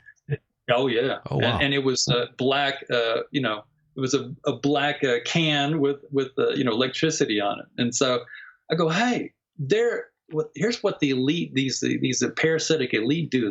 They when they're going to do something, they float clues to it, so they could feel like they told you it was going to happen, right? Like 9/11. Remember 9/11 was in all the movies. We found out afterwards that every time they looked at their watch, or 9/11 would line up. Yeah, that was weird. Yeah. You know what I mean? I do. There was lots of signs of 9/11 everywhere. Yeah, there's a compilation where it was clips out of movies that went on for 30 minutes of just clips of 9/11 being in movies. Yeah. Or our TV shows. You're right. Well, yeah. So and 9/11 happened, but they didn't put it on the news that these clues or anything. Well, guess what? There's a new date. It's December 21st, coming up in 2 weeks. 2 weeks from tonight is December 21st. Let me tell you about this. Yeah, tell me about that. Oh, this is a big deal. I need to hear this. What? I said, I need to hear this. I'm ready. Do you know what I'm going to tell you? I don't. I'm curious. All right. Okay, so here's the deal. Is that, 2012, December 21st is the winter solstice. Yes. 2012 was when it was going to be the end of the world according to the Mayan calendar. And they even made a big movie in 2012, and they was in all the TV shows about 2012. And look, I didn't take it seriously. Did you? I didn't. I didn't. No. In fact, I was driving to Oregon. Well, on that night it was 2012, and moved to Oregon. But so nothing happened. And so everybody went, nothing happened. Wait a minute. In 2000, when they said the computers were going to blow up because, I forget what did they call that? 2000, when the computers were going to blow up. Oh, you mean the Y2K scare? The Y2K. Yes, sir. And nothing happened. So everybody's pretty jaded when it comes to these dates that something's going to happen. Yeah. Okay. Well, guess what? Is that in the Bible, there's a thing called the 7 years of tribulation. Okay. In purgatory. Now, purgatory is not heaven and that's not hell. That's just a place in between. That's kind of like where we are. Okay. And so there's a YouTube channel called Flat Earth Paradise. This is where I'm getting my information. I never heard of this website. Let me pull it up right now. Oh my God. Flat Earth Paradise. Let me pull that up right now, boys and girls. My goodness. Yeah, it's Devin Maggi. This guy is a brilliant video maker, and he assembles and compiles information in such a documentary fashion. You will blow your mind. All the numbers are pointing to this 1221. All the numbers, meaning is that the numbers are encoded in words. Here, I've got a whole list of them right here. My goodness. Yeah, and so and the other thing is that, okay, here's the deal. If you're not into flat Earth, here's the deal: is that it's a circular realm we're in. At the center is the North Pole, where the Aurora Borealis comes out of. If you ever notice, the Aurora Borealis is coming from a central point right at the North Pole. It's because it's coming from a vortex. There's a portal there that they don't want you to know about. And airlines are not allowed to even fly over the North Pole. I guess they don't want you to see it. But, Admiral Byrd in the 60s or 50s, he flew to the North Pole. And he flew there, and he said that he did a U-turn and came back. Well, guess what? His diary surfaced years later, and he told the story of what actually happened when he went to the North Pole. Was that he said he went over a lot of snow, and then suddenly the snow started to change color, and then soon he was over green mountains at the North Pole. And he said that these flying saucers came up next to him and escorted him into a city. So you can read all about that. Just type in Admiral Byrd's diary. Oh, yes. I'm very familiar with his expedition. Amazing stuff. A very fascinating individual he is. Or was, rather. South Pole, too. There's a whole thing about the South Pole. Too. But anyway, you can research that. But the point is that this, let's see. how can I tell you this? Let's see. Devil's Tower. Remember Close Encounters of the Third Kind? Devil's Tower. Yeah. In Wyoming. Okay. Real That's location. a tree stump. Mhm. That's a tree stump. Okay. The mesas in Arizona, these flat-topped rock formations, we always thought they were very odd that are sitting out in the middle of nowhere. It's just these, with flat top. Right. Those are tree stumps. So this is a tree. This is trees. We are literally in the Garden of Eden right here. That there's a whole, these government schools they put us through taught us a history that they made up. I promise you. This is all made up. This whole Columbus came over and discovered America. Tartaria was here. I agree with you on that one. Okay, good. Tartaria Fully. is where Russia is now. It's a very highly advanced civilization that had free energy, that all their buildings had, was taking electricity right out of the air. And the parasites came and they mud flooded them. They had some kind of energy weapon where they flooded in mud and they flooded these cities and they killed everybody and they stole everything. The Washington Capitol with that dome on it was not even built by us. It was here when they came from Europe. Okay. If you look at the Washington Monument and the way that all the lines are laid in the grid work of Washington, this is all on grid lines and stuff that has to do with energy. And we know nothing about it. So this advanced civilization was wiped out, and instead we got this dispensable, pathetic, fast food loving, media hype controlled, school indoctrinated.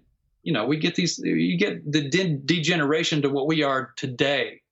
Well, no, I agree. By the way, that is the reason why you're using the Aurora Borealis lights in the first image that we talked about earlier here now. Yeah. In fact, makes sense. I could, I have so many things I could talk to you about this, but I really want you to go to Flat Earth Paradise and start watching his videos. You can even watch the newest one he just did, The Truman Show. Okay. Remember the movie, The Truman Show? I love it. Yeah. Good film. Yeah. The Truman Show, he was in a controlled dome, and the behind the moon was where the producers were feeding all the actors. He was in a sea of actors, right? And he was in a reality show. Well, it turns out is that that's us, that we are the ones, we are in the dome. See, we are watched, and we are part, just like Truman. Anyway, the point is that there's so many clues in these movies, and Flat Earth Paradise, Devin Maggi, he compiles them and he shows you how all the clues that's pointing to this date of 1221, that it's the end of time. Literally, this whole world that we are experiencing has run its cycle, and it's ending in 2 weeks. That's wild stuff. By the way, speaking of which, the shows that you are talking about, there's another show called Under the Dome that first appeared back in 2013. I'm not quite sure if you saw it, but I have a feeling it's another film or TV series that you would like. That's by Stephen King, by the way. Mm-hmm. Yeah. In fact, he's got a sequel to The Shining called, what is it called? Dr. Sleep. And the tagline on it is, what is it? The world will shine again.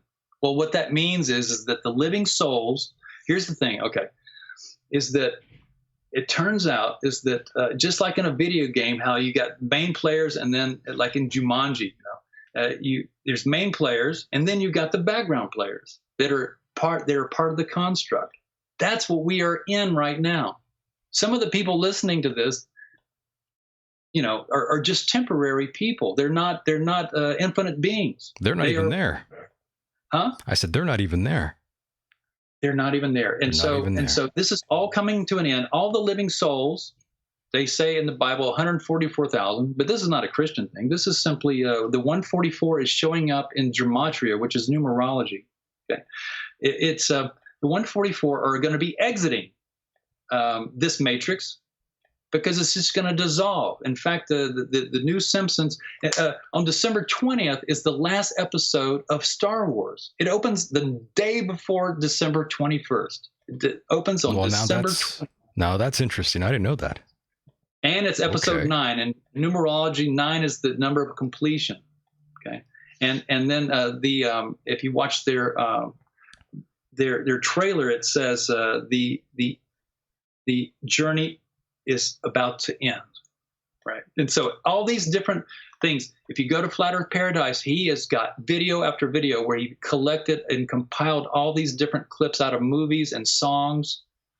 They talk about the X, about treasure maps. You know how pirates, treasure maps, they always had an X, right? Well, the X is at the North Pole because there's a map maker in the 1500s or 1600s that was, forget his name, but he detailed this landmass that had 4 islands at the North Pole. And in the very center was this giant tree, just like, these giant trees that we have here, that they cut down. This was the mother of all trees. This was the tree of life. The base of it was 30 miles wide.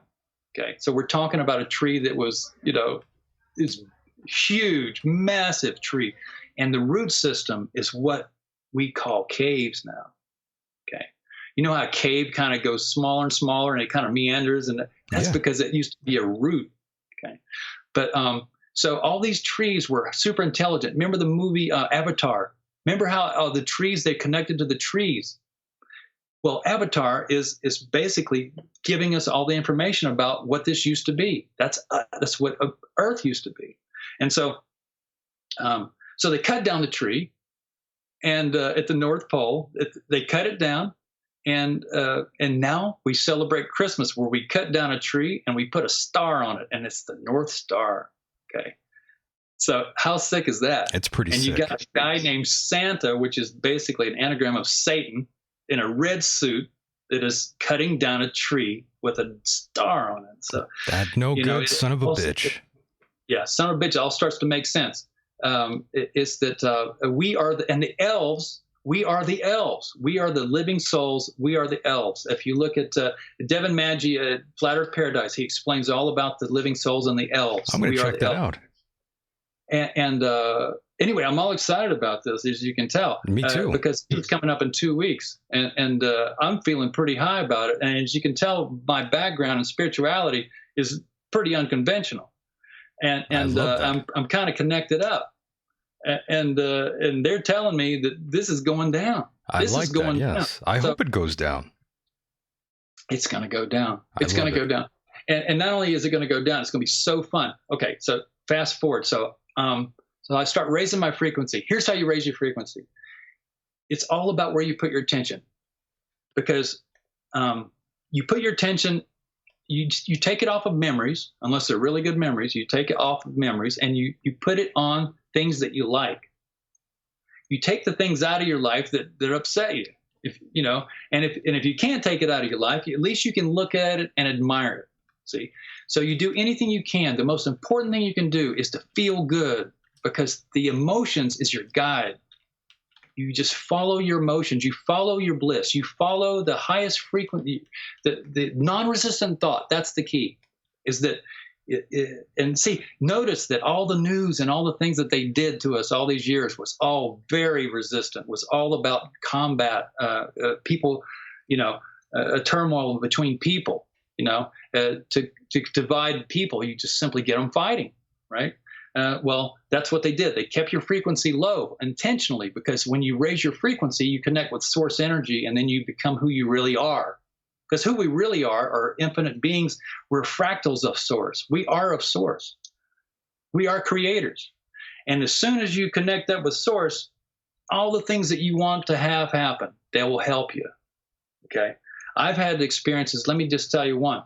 I was driving, going down my street, going down the stop sign. It goes onto this highway. It's a 2-lane highway, but they go fucking 70 miles an hour down this, right? I was in a hurry. I looked to my right. It was clear. To my left, it was clear. Getting ready to gun it, right? And just as I was about to hit the accelerator, I had this hallucination of being on the beach, laying back with the sun. I could hear the waves. I remember thinking, oh, I I'm so relaxed. I could just stay here forever. Right now, I'm suddenly caught in this. It couldn't have been more than a second that's happened, but it seemed like that I was there for a while. Right. Soon as I had that thought, a car went by.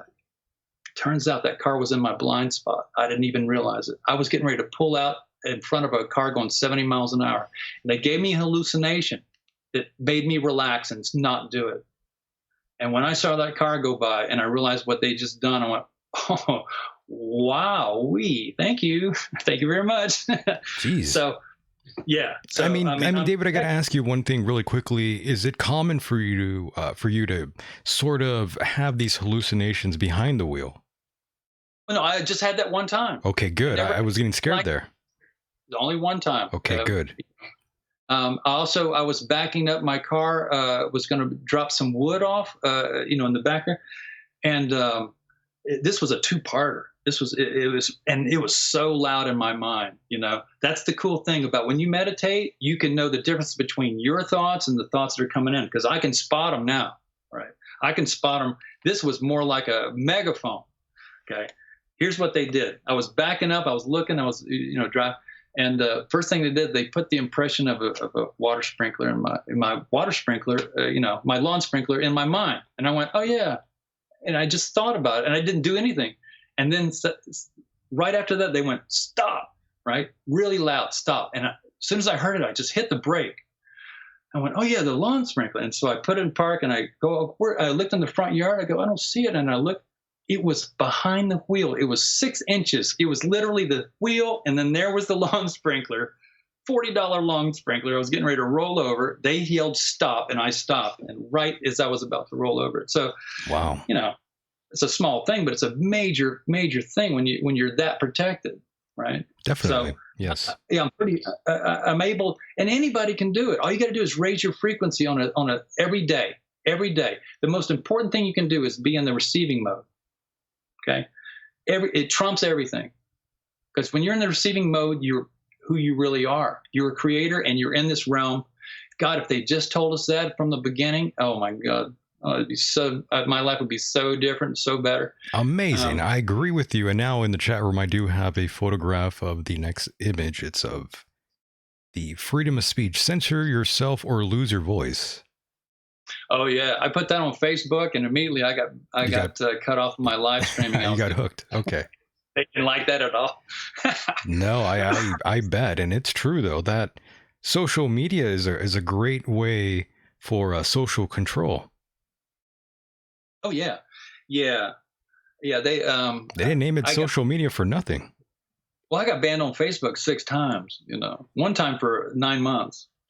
They really didn't like my art because I would post it, but also other people would post it, and it was circulating, and it was saying things, that they were getting banned for. So I'm pretty notorious with Facebook.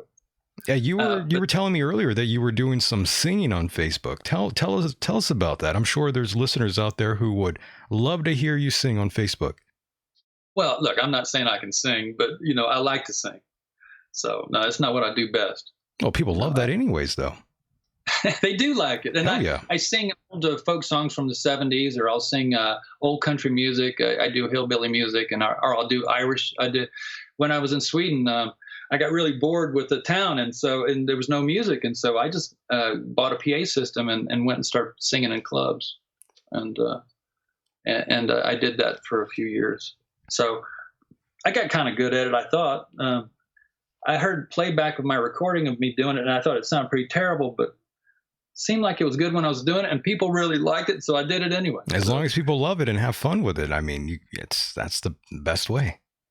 Yeah, I could hold a room. If you got the right energy and you really look like you like the people that you're singing to, and you talk to them like I did, I really would talk to them. I would, I was pretty chatty, and I was entertaining. I could hold a room. I would. One time I walked out after a gig after playing 4 sets, 4 hours. And this guy walked out with me. He goes, wow, I really like that song you did. And he told me, and I said, that was the first song I did. He goes, yeah. I go, you've been here 4 hours? He goes, yeah. And I go, holy shit. He was in. When did in. Anybody sing for 4 hours before? I don't know. So, I do have some talent there, I guess. You were like an Elton John. Yeah. I was singing a lot of Neil Young and, you know. You were like a Crosby, young Stills. Neil Young out there on guitar. What's that? I said you were like a young Neil Young there. I loved it. Amazing. I loved it, you know, but now I like it even more because when you smoke pot, oh my God, I love to smoke pot and sing. You know, it's not that I can, like I said, I ain't saying I can sing, but man, and here's the other thing is that Source comes in and I can feel like a stadium of people are cheering in my mind. You know, they come in and the love. Oh, I had my father, my father's deceased, and my grandmother, and all these people that I know, they've all individually come in and said hello and talked to me and left me in tears, and they just really told me how much they love me and adore me, you know, and it's just such a good feeling. Amazing. I get that. It really is. And by the way, I do have now the next image up now, and it's of, it looks like you have Godzilla and a flying pyramid shooting things. I like that. That's awesome. Yeah, Chicago getting the 9/11. Beautiful. I like that. And describe what's next to that photo. It says it's a Visa. That's like a guillotine. Yeah, it's a Visa card that's the blade of a guillotine, and there's a prisoner that on his back of his jumpsuit it says "debt slave," and I love it. On his handcuffs have a Wells Fargo credit card that is holding them together. Oh, okay. Now I see it. Yeah, I had to scroll up a little bit. Because I had a Wells Fargo that I ran up to $6,000 about 2 or 3 years ago, and the interest rate was so high on it is that I paid the minimum every month, and it never changed from 6,000. I mean, holy smokes! Look how much I paid on that card, and the debt didn't even go down. But I got rescued by some other company that gave me a really low rate, and they paid it off, and so now it's down to around 5,000. But yeah, debt is a total control. The parasites that took over the banking families are it's a complete trap. They invented a really good trap. This whole money system didn't used to be that way. The Tartarians and everything, they had free energy, and there was abundance everywhere. I mean, everybody lived really, really decent lives. Everybody was respect. In the government, there was no government. It was just respect. It was a natural law. They changed all that. All these institutions and stuff that we're put through, these schools, these churches, the governments, all these buildings and stuff. This is all, hive mind, parasite, artificial intelligence. This is not of source. Yes. This is definitely not of source. I'm very curious what you think of the whole current political, I guess we could call it a system right now. And in terms of Donald Trump, how do you feel about Donald J. Trump, David? Well, I like to tell this story. Go ahead. When I lived in L.A., I rubbed shoulders with celebrities and stuff, and I had some rock star friends. And one of them invited me to go skiing and Telluride, and I got invited to this little party. It's about a dozen people. Well, two of the people was Donald Trump and Marla Maples, and so I made a beeline over to him and talked to those two for most of the night. So in '94, I did. This was when he was just a rich guy in New York. Okay. But yeah, I was well aware of him, and I was a fan. Because he was very charismatic. Although he didn't seem very charismatic when I was talking to him, he seemed like a big pumpkin head. he kind of glared at me because I was a little, I don't know. My energy is way different. So, I know. I would have to say that must have been a pretty interesting interaction between you and Donald J. Trump. Yeah, and I saw him the next day on the ski slopes and skied up to him, and he went, "Hey, David," So, I knew Trump for a day, but look, he's an actor. He's an actor, and this whole this whole front office of the government, this political thing is just a dog and pony show, just to distract you. That's all. They're going to do whatever they want. You can vote all you want. This bird ain't changing its course. Amazing. But the one thing this bird's getting ready to do is the December 21st is that remember? Yeah, you're locked in. You're so locked in with that date. Yeah. Oh yeah, this is a very definite date. In fact, Devin Maggi, he talks about it. He said, "Look, I didn't want to put a date on this." He said, "But I I had a communication. I had a divine communication. He had a vision, where he said that the goddess Sophia, which is the aurora lights, Right. said she told me, she said, that's the date. And he said, I went with it. So that's the date. And so they find it in numerology is that this 1221 is in a lot of the words, in fact, the word time in gematria, numerology, adds up to 144. So, you get 144 or 1221 a lot. And I could show you all that. But, he outlines it in all the videos. So if you go to Flat Earth Paradise and watch his videos, it is stunning what he's done. Flat Earth Paradise, boys and girls, check it out. And I watch those videos and listen to those videos on loop every day. I probably watched 2-3 hours every day for the last months of all these videos because it makes me feel so good. Yeah, very nice. You definitely want to continue feeling good. That's what everyone should try to strive for. And by the way, in the chat room now, I do have an image that is sort of one of my favorite images you've made. It's of a woman that's hitchhiking, and it says aluminum sky, and there's a snake going around, and there's a little cat behind her. Yeah, she's hitchhiking. There's a girl hitchhiking with a gas mask on. Yep, that's the one. The sky's being sprayed with aluminum. And in fact, if you look at the words aluminum are coming out of the back of the plane. Yeah. And in fact, I got a friend that gave me the money to get a hair test to have my, to check out what's going on with my body before I was working on some health issues and stuff a couple of years ago. And I tested dangerously high for aluminum. That's now, I don't use unusual. anything. Okay. I'm well aware of aluminum because of my cadmium poisoning, and I don't have any source of aluminum coming into me except for maybe the fact that I mow the yard and that I work in the yard and I'm outside. So it's aluminum being sprayed. I live by Mount Shasta, which is in Northern California. Oh, you're out there. Okay. Yeah, I live in Oregon. Yeah, right over the California border. And, they tested the snow at the top of Mount Shasta, and it's something like 60,000 parts per million, which is, you might as well be next to an aluminum factory to have that level of aluminum at the top of should be pristine snow because it's coming out of the air. They're dumping barium, they're dumping strontium, probably lithium, aluminum, all these things. It's absolutely insane what's happening. But guess what? It's all over. It's all coming to an end. It's all escalating because I mean, think of it. It's to what this is. The reason we came, and we created all this. See, we created this realm, but we forgot, and we got trapped by this artificial intelligence that is what they call an energy extraction matrix. Okay. This AI, you can call them the reptilians or whoever you want. They feed off of the living souls. They are temporaries, and so the only way to sustain themselves is to feed off of our energy, right? And our lower emotions, particularly. That's why they keep us in lower emotions. It's because, if you're really desperate and stuff, they really like that. Oh, this is a great photo, by the way. Now in the chat, I do have a photo of Hillary that has been freshly ran over by Anthony Weiner. Wienergate. In the Wienermobile. Yeah. I love That's that. Yeah, she got run over by the Wienermobile. Remember, she was yes. Anthony Weiner's. That's true. Good one. I love that, by the way. Very, very clever. Yeah, that's a good one. That's in my third book. Yeah, your third book. It's half price right now, too. Go to my website and you get that third book. It's a good one. Yes. Ladies and gentlemen, go to DDEES.com, DavidDees.com, DDEES.com.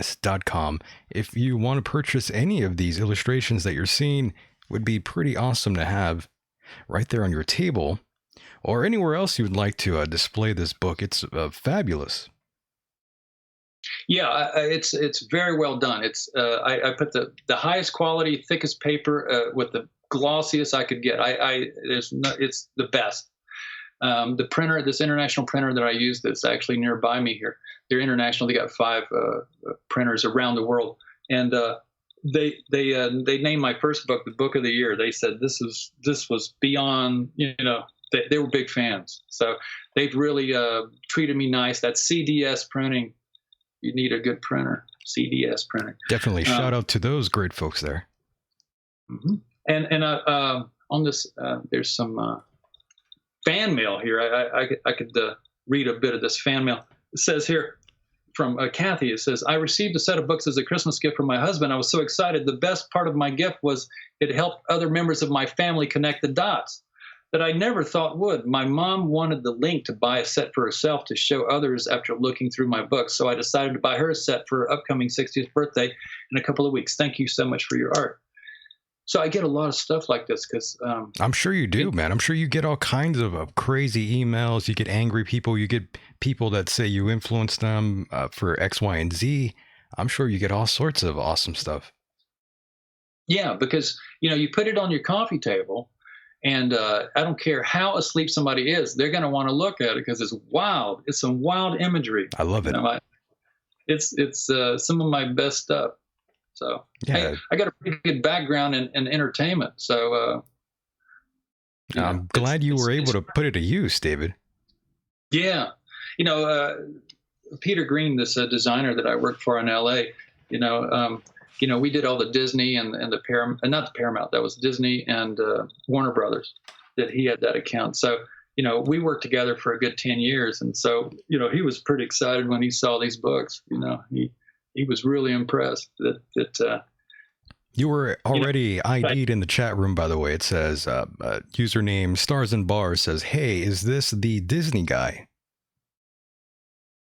Well, not really. I mean, I've done a few things for Disney. You've done a couple run-ins basically for Disney.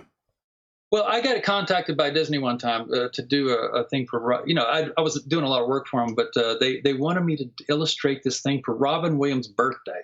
Interesting. Remember when Demi Moore was on the cover of some magazine where she was pregnant?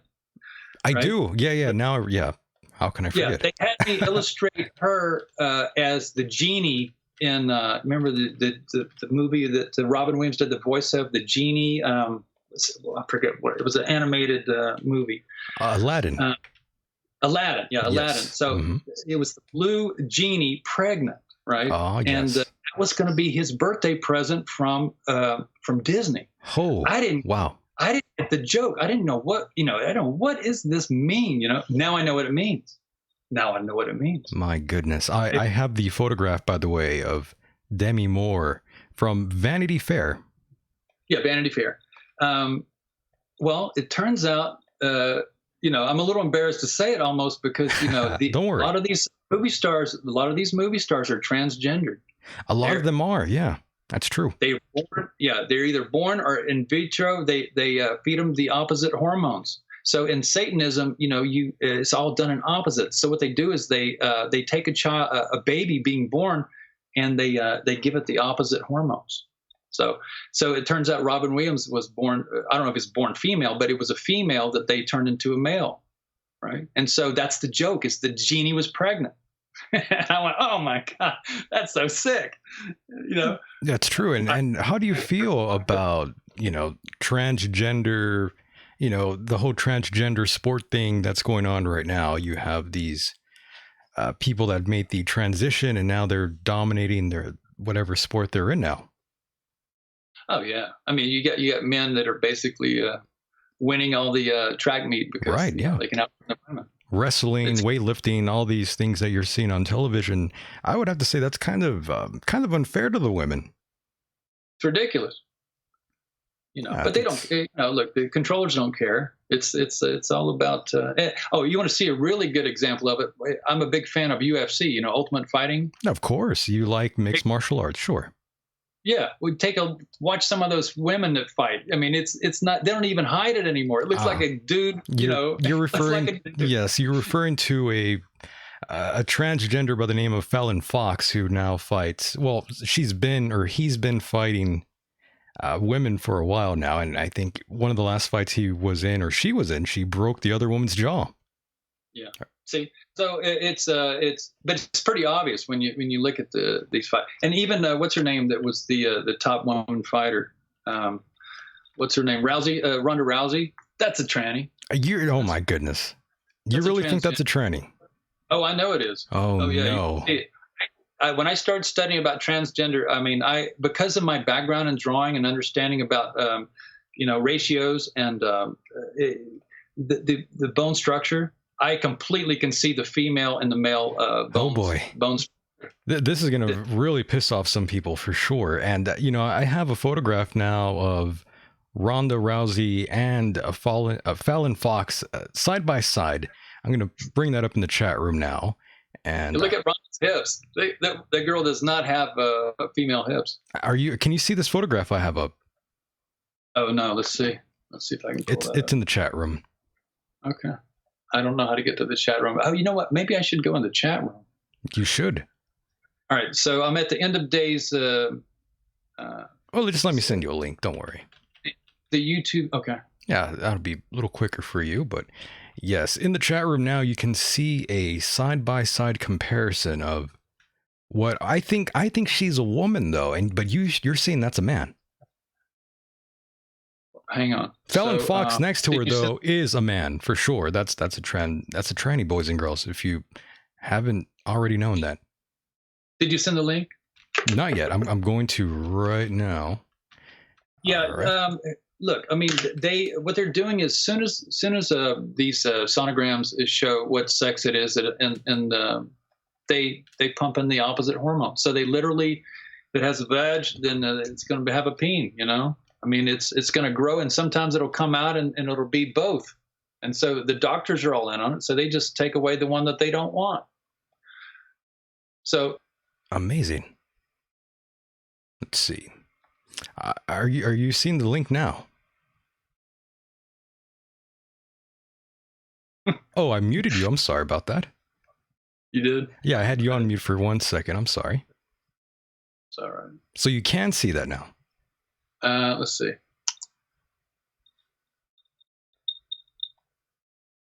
Yeah, there it is. There you go. Yeah, look at her hips, and you notice you got her hand on her hips.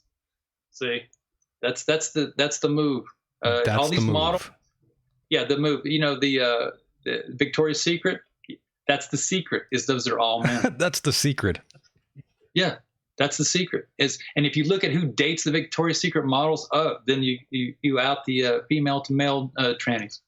My goodness. Leo DiCaprio was one of the most famous female to male. By the way, speaking of Victoria's Secret, there was a tranny that was actually there now, one of the first ones. Where? On the, I forgot what show it was, but it's a Victoria's Secret sort of passion sort of thing. Yeah. So you see, Rhonda her shoulders are so much more wider than her hips, right? And she's got her hand on her hips, so that takes your attention off the fact that she doesn't have female hips. My goodness. Yeah. But she is now married to some other former fighter.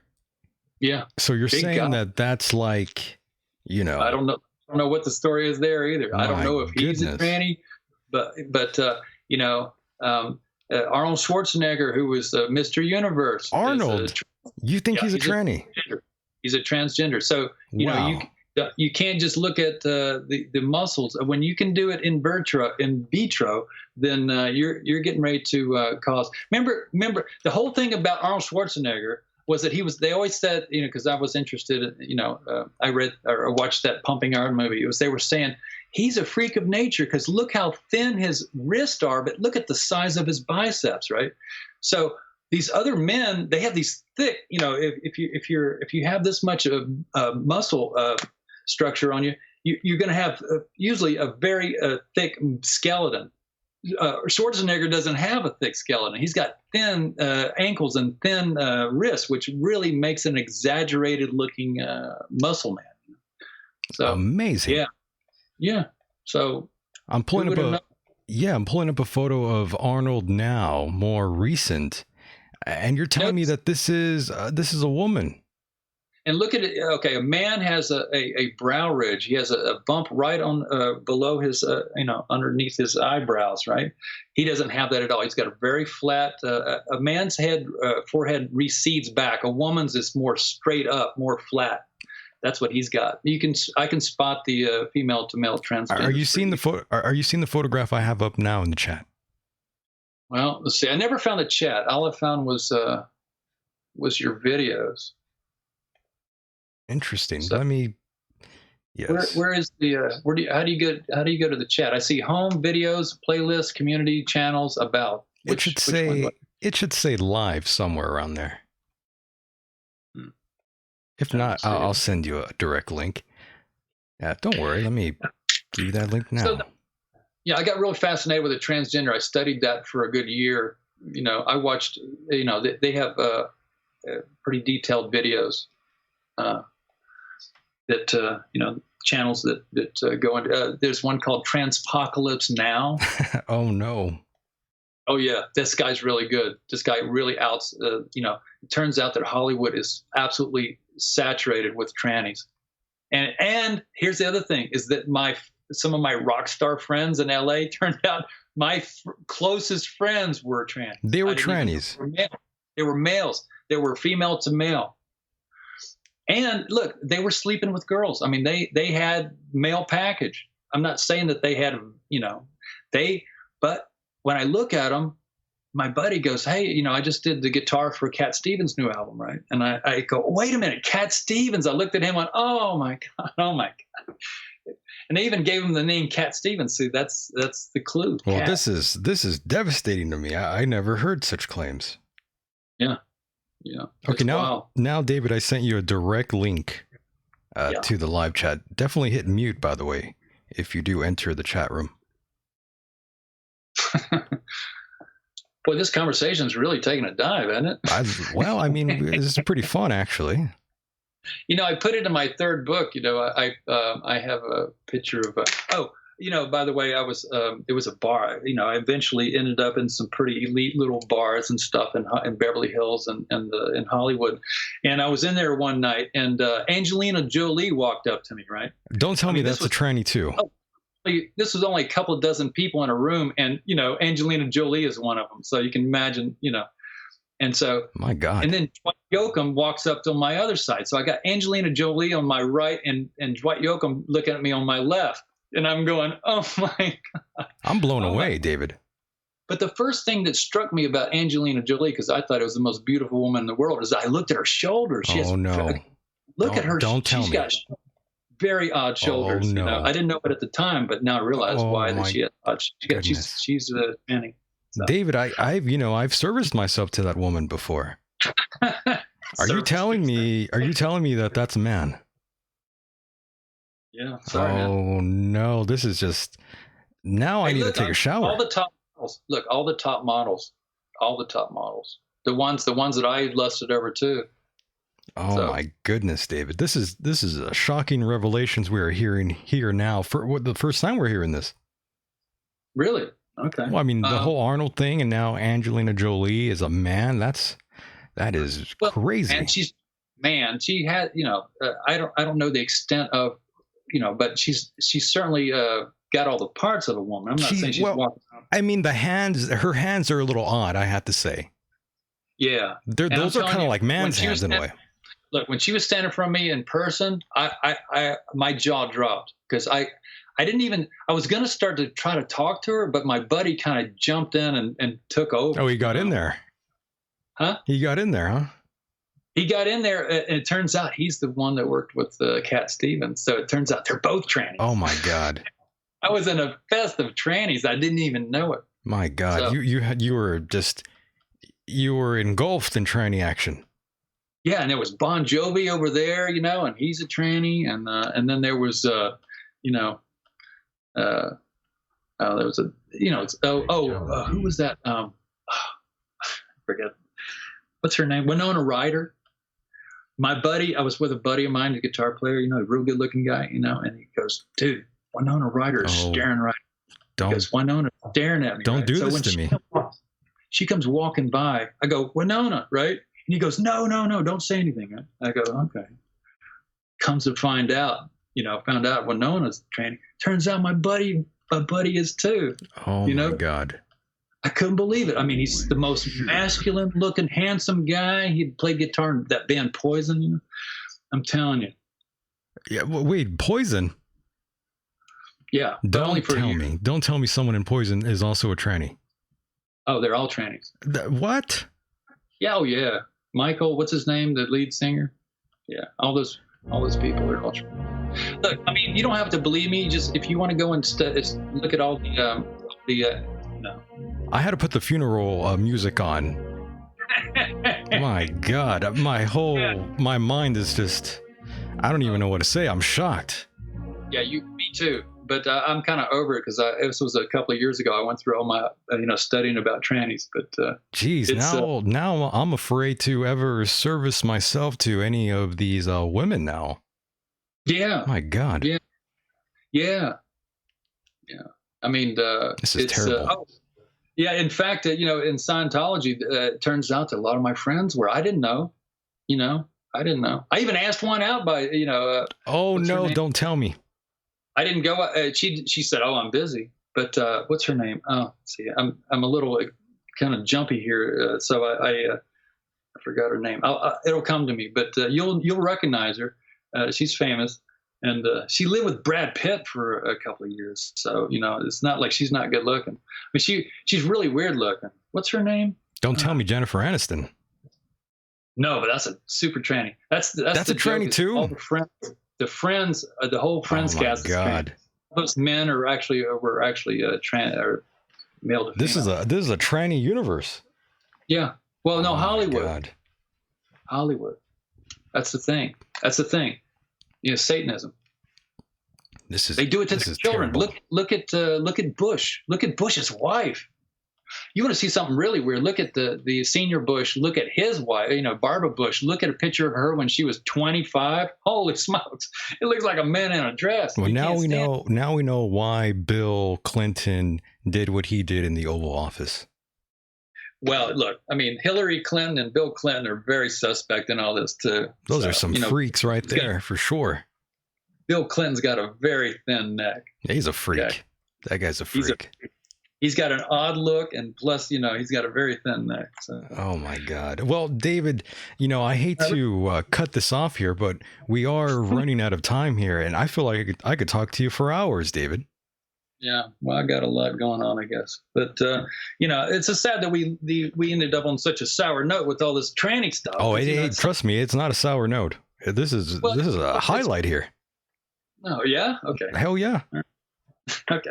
We learned all kinds of interesting stuff here tonight. I mean, this was like a big, happy, dysfunctional family discussing the ins and outs of life. Yeah, I love it. Yeah, I mean, it's look at how I feel. I lived all this. That's wild, David. You're now officially you're like one of my favorite guests I've ever talked to now. I do have some stories though. We got to do this again, David. I mean, this is just too damn good. All right. What you doing tomorrow? Well, tomorrow, I'm not really doing anything. We're not going to do it tomorrow, but we'll do it soon. We'll do it very soon. I tell you what, I will do it before the end of the world, which will be in 2 weeks. If you want to do another show before 2 weeks is up. I do. We have to. We have to. Okay, good. Because I do need to sell books. I owe the printer, almost $3,000. I got to pay in 2 weeks. The best way you can do is buy my books. Please just buy my books because all that money goes to me. You're going to buy it directly from me. I'll sign your book. He'll autograph them, folks. I will autograph them. With a non-tranny hand. That's right. And, it's so funny is that the trannies were, attracted to me. I don't know if they thought I was a tranny too. It's the hair. It's the hair, David. Yeah, I got a look, You got that lovely hair, the man and the women, they can't hold back. Can't hold back on that. I have big hair. Yeah. Hey, man, I tell you, in the 80s, back when we used to, look, I was a hair god in LA. I used to drive around, in the 80s and 90s with, in a convertible, and I had this big blonde hair. Awesome. And people thought I was Duff from Guns N' Roses. That's what I looked like. Well, David, I have to say, David, you still are a rock star to many of us out here. I don't know about that. But yeah, you know what? Kind of a rock star status in the sense that I went to Anarchapulco, which was it's a meeting of Bitcoin people. It was about 3,000 people. That's right. And that's right. I never made a public appearance, and I didn't tell anybody I was going. Why should I? And I got down there, and everybody was recognizing me and yelling my name out. Like, I'd never had a feeling like I was a celebrity. So it was interesting. Well, David, you're top talent, David. You shouldn't be so humble. I mean, you are the man, David. And I want to thank you tremendously for being a part of the program. And I will talk to you very soon, and we'll set up another date ASAP. We got to get you back in here. It seems like we barely just scratched the surface, David.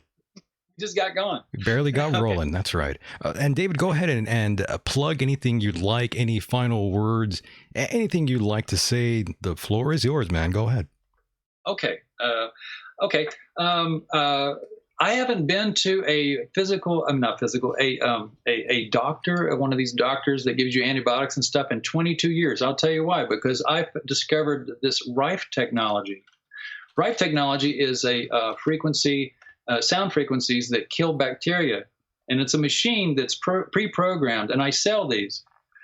They sell for $1,500. Well, actually, complete, it's almost $2,000. But, I have two of them, and I used mine even last night. I have a problem with candida. I have all these problems with keeping all the bacteria and the fungus and stuff because, my immune system got destroyed by all this paint that I sucked down all those years. So, I've rebuilt my immune system and stuff. And so the reason if I look really young now at this age of 62 is because I clean my body out with using this Rife technology. So I will sell you one too. If you contact me, through my website, you'll see my how to contact me, my email address. I'll get you one. I'm telling you. Holy shit, you look good, by the way. Thanks. It's. I didn't know you were that old, and I don't mean that in a. I don't mean to be very offensive by saying that, but you look great for your age, my friend.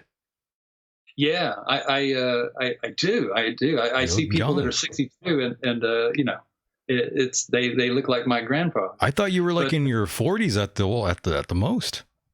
Yeah. To be honest with you, wow. That's what I'll do to you. That's what my nutritionist that helped save my life when I was in LA. She said people don't die of old age. Mostly they die of an accumulation of bacteria and parasites and fungus that destroy their organs. Their organs start malfunctioning. So this Rife technology, what it does is that it kills bacteria by simply, you connect to the machine and there's no sensation. It's just, you just feel better. So yeah, be sure and buy one of those. The other plug I would do would just be, for my books. If you go to my website, which is my initial and then my last name, which is Dees, it's ddees.com. I have my books on half price right now. Only right now because I have to get the money to pay the printer in 2 weeks. We got to do this, folks. Got to help out David Dees here. Yeah, if you want to support my activism, which is quite a body of work. I got 400 illustrations that are in print. I got 300 right now, and then 112 more that are getting ready to be in volume 4. It's this hardcore stuff. It's a lot of fun. Hell yeah! It's very worth supporting. Amazing. Thank you so much, David. And again, I'll be in touch with you here in a moment. Great. Thank you. Okay. All right, David. Thank you, man. Good night. Thank you, everybody. Good night, buddy. And there he goes, ladies and gentlemen. That was the one and only David Dees. And seriously, I feel like I could literally talk to the guy for hours. My goodness. So much we learned here tonight, and the night is still young. In a moment, we will be talking to the second guest. Don't go anywhere. Stay tuned.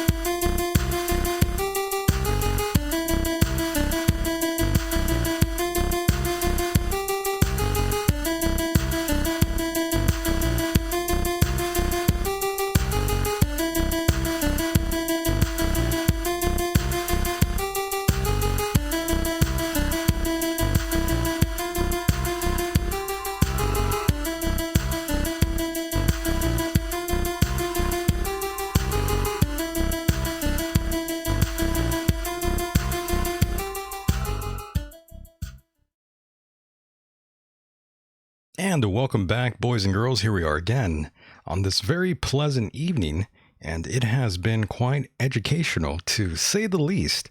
And I believe we have made contact with our second guest. Let's bring him in. Are you out there, my friend? I am here indeed. Oh my goodness, I'm glad this is finally happening. So am I. I have to admit, Michael, I have been reading some of the chat. Are you afraid? Are you scared? No. As a matter of fact, this is a safe space. Don't worry. I don't want to be hurt or offended, guys. Please don't break my feelings. Yeah, don't hurt him. He's a sensitive boy. Very sensitive. And yes, welcome to the program, Mr. Jedi Reach. There you go. I was hoping you'd jump in sooner, though. You missed your cue. I was wondering if you're gonna like pronounce it or not. I was like kind of waiting for a second. Oh no, I was going to, but I was being very hacky, wanting you to do the bit. And I must say, thank you very much for having me on this show. I really appreciate it. It's an honor to be here. Jedi the Jedi, ladies and gentlemen, I'm so glad you're here, very interested in hearing what you have to say. And by the way, we were going to have a musical performance. This is a first time in history. I'm not quite sure if it's still going down or not, but my first guest, David Dees, he's been doing some singing apparently, and I think he's all fired up tonight, and I think he might sing for us here. Oh, okay. Are you interested in that? Are you? I'm interested. I'd love to hear him sing. Oh my goodness, this is the first time. It's the first time. This is just, I don't even know what to say right now. I mean, do you I'm know so what excited. Song he's gonna sing? Or? I have no clue. I had no idea he was gonna do this. I've always wanted someone to sing on the show just for the hell of it, and I think it might be going down. And it's by David Dees. Out of all the people I've interviewed, David Dees might sing. This is just insane. I'm jealous because I wanted to be the one to break the ice and sing it first. I don't blame you for feeling that way. I mean, gosh, he took my spot, man. Just like he took my spot earlier. He's kind of taking some shine away from you. I'm kind of feeling bad, but then again, you are already pretty much over with a lot of the listeners out there, Jedi. Oh, I am? I think so. I think so. Oh, I could say you're pretty over, my friend. And by the way, let's just grow with your introduction first before we touch base again with David. I'm not sure what he's doing. I think he might be getting ready. Who really knows? We got to let him do what he does. Don't get in his way. Just let him flow like water. So whenever he's ready, he'll tell me. So tell us about yourself and what got you interested in this path that you've been on. You know, your YouTube channel, I've been watching you for a while now, and you give a lot of great information, and you seem to have this really deep insight. And some of the things that you talk about, I'm kind of guilty of doing the things that you shouldn't be doing. Just want to be honest. I'm just being honest. I'll tell you the truth. Honestly, a lot of the stuff that I talk about on my channel, I have made the mistakes, and that's why I can talk about it. You know, nobody's perfect. You know, it's just my channel is a channel that is more based on behavioral science. So we kind of evaluate those things. But yes, sir. My name is Jedi Reach, also known as Jediah Ramnarine, and I got started on this path, I'd say, when I was very young. I always wanted to make something where a bit of a haven, if you will, for people that were interested in studying deeper truths, knowledge, understanding of the universe, the universal consciousness, you know, creation, the might of thoughts, how this stuff works, you know. And of course, that could also involve UFOs and aliens and all that stuff. It's all interconnected, but I really wanted a haven where people can come and learn and practice this stuff in the practical life. And that's why I created Peace Seeking Intelligence, also known as PSI, 9 years ago. 9 years ago, really? Yeah, yeah. And I had the idea in my head since I was a kid, by the way. I mean, I was like drawing comics and stuff, and then it actually came into reality eventually. And we publish books, we sell books, we do meditation courses. We just have chats for, gamers. If gamers want to come chat, they can come chat. There's spiritual stuff. There's a lot of different things. What's wrong with the name Jediah? What's wrong with it? Yeah, you go with like a nickname, but I like your real name. I love I love your real name more than I love it more. My real name actually means the hand of God, invoking God, or the hand of creation, for those of you, if you will. Absolutely, But yes. a lot of people can't pronounce my name. That's the saddest part about it, dude. Really? So I have to do Jedi because it's easy cool. for people I to get like it. into. Yeah, it's catchy. Yeah. I'm with it. I see nothing wrong with it. And it says David. Actually, I'm sorry to bring him up again, but David Dees, the first guest, he says I can't decide what kind of music to play, and he says request. Don't do this to me. I mean, he's been doing these things all night where Dude, he's saying these really. Requests, can I put in one? Can I go ahead? Please, yes, please, you please, do please. It. Go ahead. Rick Astley, never gonna give you up. Let's never gonna let you that. down. Never gonna run around and desert you, dude. He better start singing, or else I'm gonna sing. Let's see if he can do that. Come on, David. I believe in you. I believe in David too. I believe in the Force. The Force is strong in his voice. Brooke in the chat room says hillbilly. That's not very nice. That's no way to talk about David Dees. David Dees. So what's the deal with David Dees, guys? Can you guys tell me? Because I kind of came in a little bit late. I think I missed a little bit here. He says Cat Stevens. Cat Stevens? What? That's what he wants to play. Oh, okay. Okay, we can do that. Let me just we could do that. Let's hear him. We can do that. And let's see if he's going to agree to it now. My goodness, this is incredible, by the way. The first time ever something like this is going down right before Christmas. Wow. So this is a very beautiful time. It is. May I give a shout out in your chat here for a second? I think Dane said do some Tool. Are you talking about the band Tool? Because Tool is my favorite band by far. If you're referring to that band. He said something that I can't repeat in publicly here. But I told him I'm kind of under the same sort of magical sort of spell right now. I'm pretty hypnotized myself right now. Well, it's Jedi mind tricks, I guess there's another Jedi. Hey, well, usually when I do the show, my mind is pretty hypnotized, if you know what I mean. Yeah, of course. Yeah, so he's saying things that he's pretty much, on that sort of level, but I told him, well, that makes two of us. Mm-hmm. Yeah, well, there's nothing wrong with that. No, absolutely not. Okay, I told him I'm going to give him a call now. Okay. He says he's ready. I want to hear this, man. This is just incredible. I can't believe it. This is really happening. Guys, if David doesn't sing, then I'm going to sing. I promise. Okay, I promise. Okay, you're going to have to sing if he doesn't. Dude, I'm telling you, I'm going to do it. I love your dedication. Okay, hold on one moment. I'm going to mute everybody here. Righto. 1 second. Hopefully he answers. Let's see what goes on. Calling David now. And there he is, David. Hey. Hey, David. Hey. David, I'm hanging out. You're gonna sing. Yeah, we're ready, and we are just completely thrilled and excited for anything you have to play for us. All right, then I'm gonna do a sort of a frequency song. Okay. Yeah, this will see how this feels.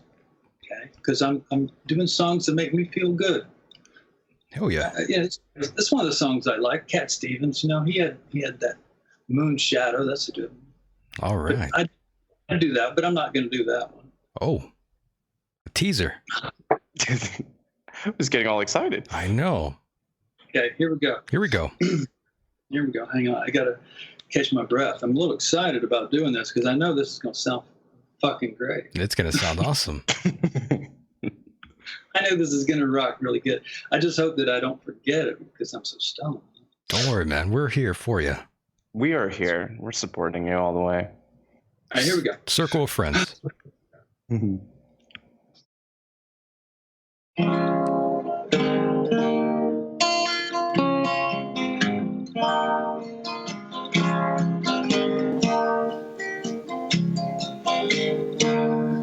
I build my house on the right, green pepper walls, water rice, gables of paper, wood windows of light,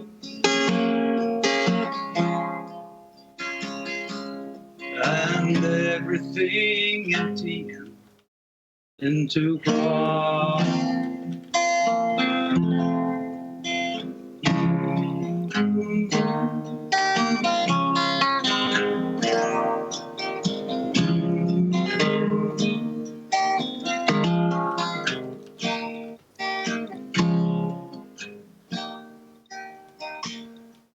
Sad blue-eyed drummer rehearses outside. Black spider dancing on top of his arm. Red-legged chicken stands ready to strike. And everything empty into quiet. Yeah. All right, that's enough of that. Dude, that was actually like a lot better than I was expecting. Amazing. To be honest, I enjoyed it. Oh, good. I just did it first, but this is the one I was gonna do before I had the idea to do that. I was just gonna go. Morning has broken like the first morning. Blackbird has flown like the first bird. Praise for the singing, praise for the morning, praise for them spring, fresh from the world.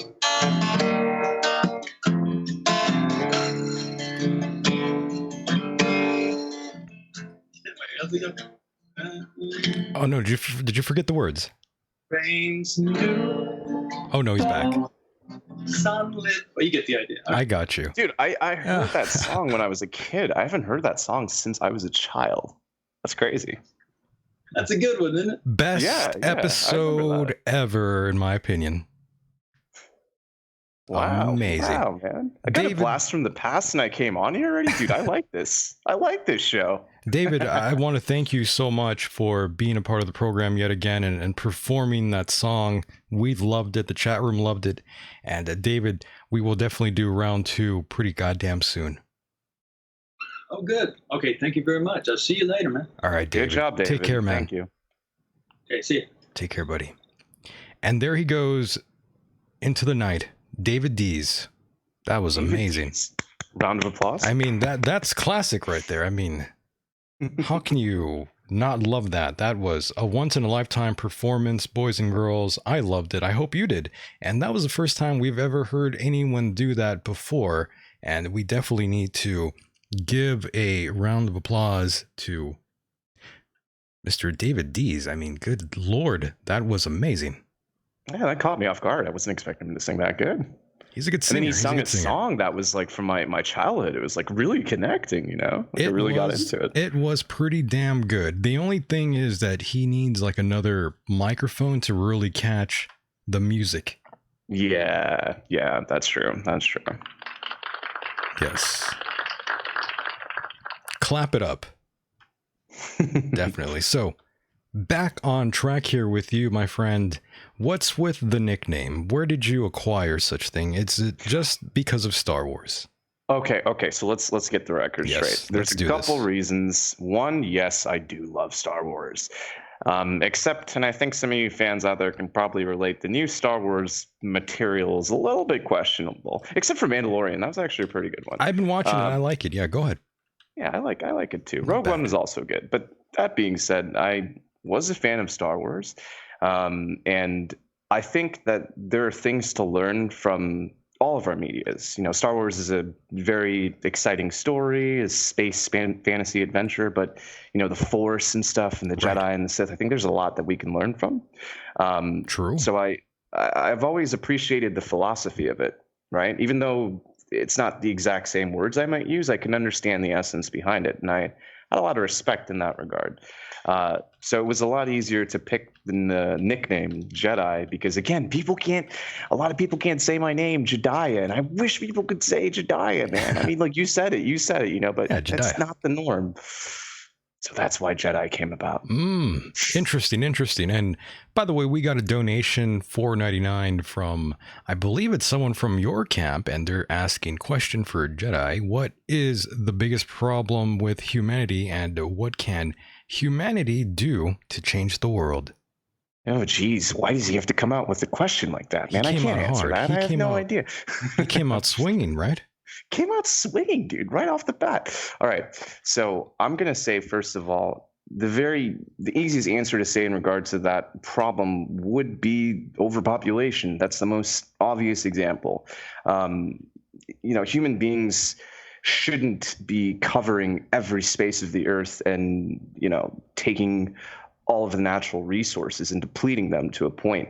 But overpopulation also causes a lot of other issues in terms of society, in terms of culture, in terms of the way how people deal with each other, and even with the way how they deal with interpersonal relationships are very devalued because there's just too much. And I'm sure you heard the saying, less is more, right? Yeah. Mm-hmm.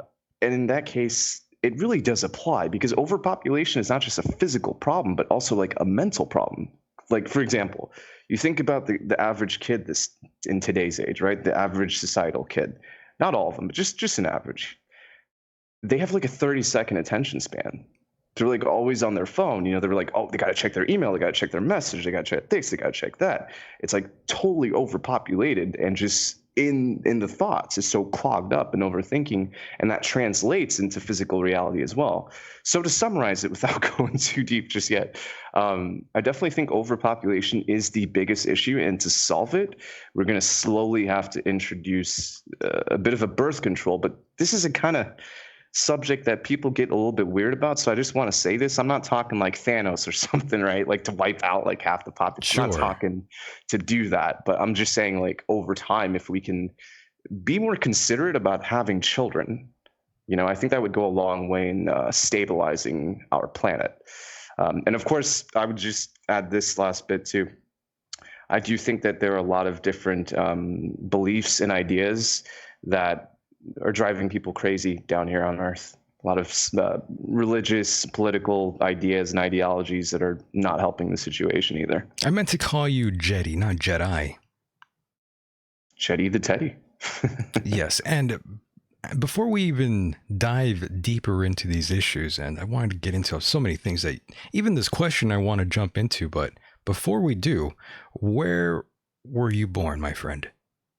I was born in a country called Trinidad. Okay. This is in the Caribbean, and I was raised in Florida, which is why, I sound American. You're the second person that I've ever met from that place. Oh, so you have met someone from Trinidad? Okay. Yeah, only one person, yeah. It's rare, isn't it? It is, and I love them to death, by the way. It's a really cool people, if you understand them, I'd say. I didn't know you were from there. I'm kind of blown away. Wow. This is what I'm going to say this right now. I'm just going to keep it real with you guys. Like, I am not the best example of Trinidad. I'm not the best representation. So you were born in Trinidad, and how old were you when you went? I guess are you in Canada, or are you here in America? No. Right now, I'm actually in Trinidad, but you're still in Trinidad. I've been doing traveling over the years, so I've been traveling to different places and setting up different stuff because, as I talked about with PSI is a global initiative, right? So I've been traveling to different countries to get it set up. Okay, wow. Amazing. So you're still out there, and what's it like being out there currently right now? What are things that, normal people are talking about over there? Are they talking about how weird America is, or what's the daily banter going on out there?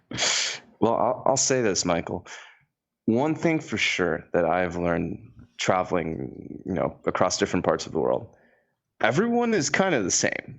They express it in different ways, but it's more or less the same. So if you can just strip apart like the dialects and the different ways that they speak or something, everyone's kind of searching for the same thing, And in Trinidad, I'd say Trinidad is a kind of place that's more laid back in a way, but it's also like really industrialized for a Caribbean country. Like when you think about the Caribbean, you're thinking like resorts and stuff, right? Right. Like Trinidad is like super industrialized, so people are like always working. And it's the same with me. I'm always working on my computer, on my command station. So I get a limited amount of how I really deal with the locals in Trinidad. And that's why I said I'm not the best representation. Understood. That's okay. And in terms of like religion, what's going on there? Are you a religious man? No, I'm not a religious man, though I would say I'm a natural man, I guess. I guess you can say spiritual, I guess. Although personally speaking, I don't really like this word spiritual because I think it has some, how do I say, it's just some myths around it, if you know what I mean. So I kind of look at things in a more scientific way. What about your mom and dad? My mom and dad were religious. Very religious, okay. Ironically, they had a lot of wisdom to offer, and I do want to say this about religious people, or about people in beliefs and stuff. Like some beliefs out there, come on, some of them are nuts. Right? They're a little crazy, yeah. You have beliefs where you got to sacrifice people and stuff, right? Like religions and stuff like that. Well, I mean, that and talking snakes, that sort of thing, I don't really believe that shit at all, but that's just me. Right. Me either. But I will say that zombies raising from the grave. Sorry, go ahead. That one is nuts. Yeah, I mean, I will say that there's something to learn from everybody, True. Religious or not. Right. And I think that it's just good to just listen to people and just strip away the positives from the negative, if you know what I mean. That's my opinion. That's what I think on religious people. I don't disagree. I don't disagree at all. And was religion something that your parents tried to get you into? No, that's what's really interesting. And I didn't have perspective on the freedom that my parents offered me until like other, Christian families would tell me, wow, dude, you got away with that? Like my mom and my dad used to get into my room and tell me, oh, you gotta go to church, you gotta listen to the Bible, you gotta read the Bible or I'm going to hell. And I was like, dude, holy crap. Like my dad just sat me down and was like, okay, son, this is what I believe in, but you, my friend, you have to find your own path. And I was like, oh, okay. Cool. So cool. Dad was like more open-minded than mom. Both were open-minded. Or both were open-minded. Okay. Both. Because like my mom, I started years ago. I talked to her about UFOs and aliens, and at first she was like, "What the fuck?" Like what? Are you really going that direction, son? And then like over time, she's like, well, you know what? I guess maybe aliens could exist, It's like, yeah. I mean, well, if you read the Bible, I mean, you could probably believe in aliens too. Sure. I see why not. I don't understand why you wouldn't. But, one of the first times I came across you, you were talking with Michael Horn. Mm-hmm. And how did you link up with Mr. Michael Horn?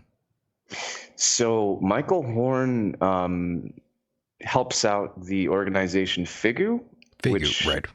Do you know anything about FIGU? Or very lightly. Okay. I know some things of the organization, but not too much. I know plenty about Billy Meyer. I've interviewed Michael countless times. Right.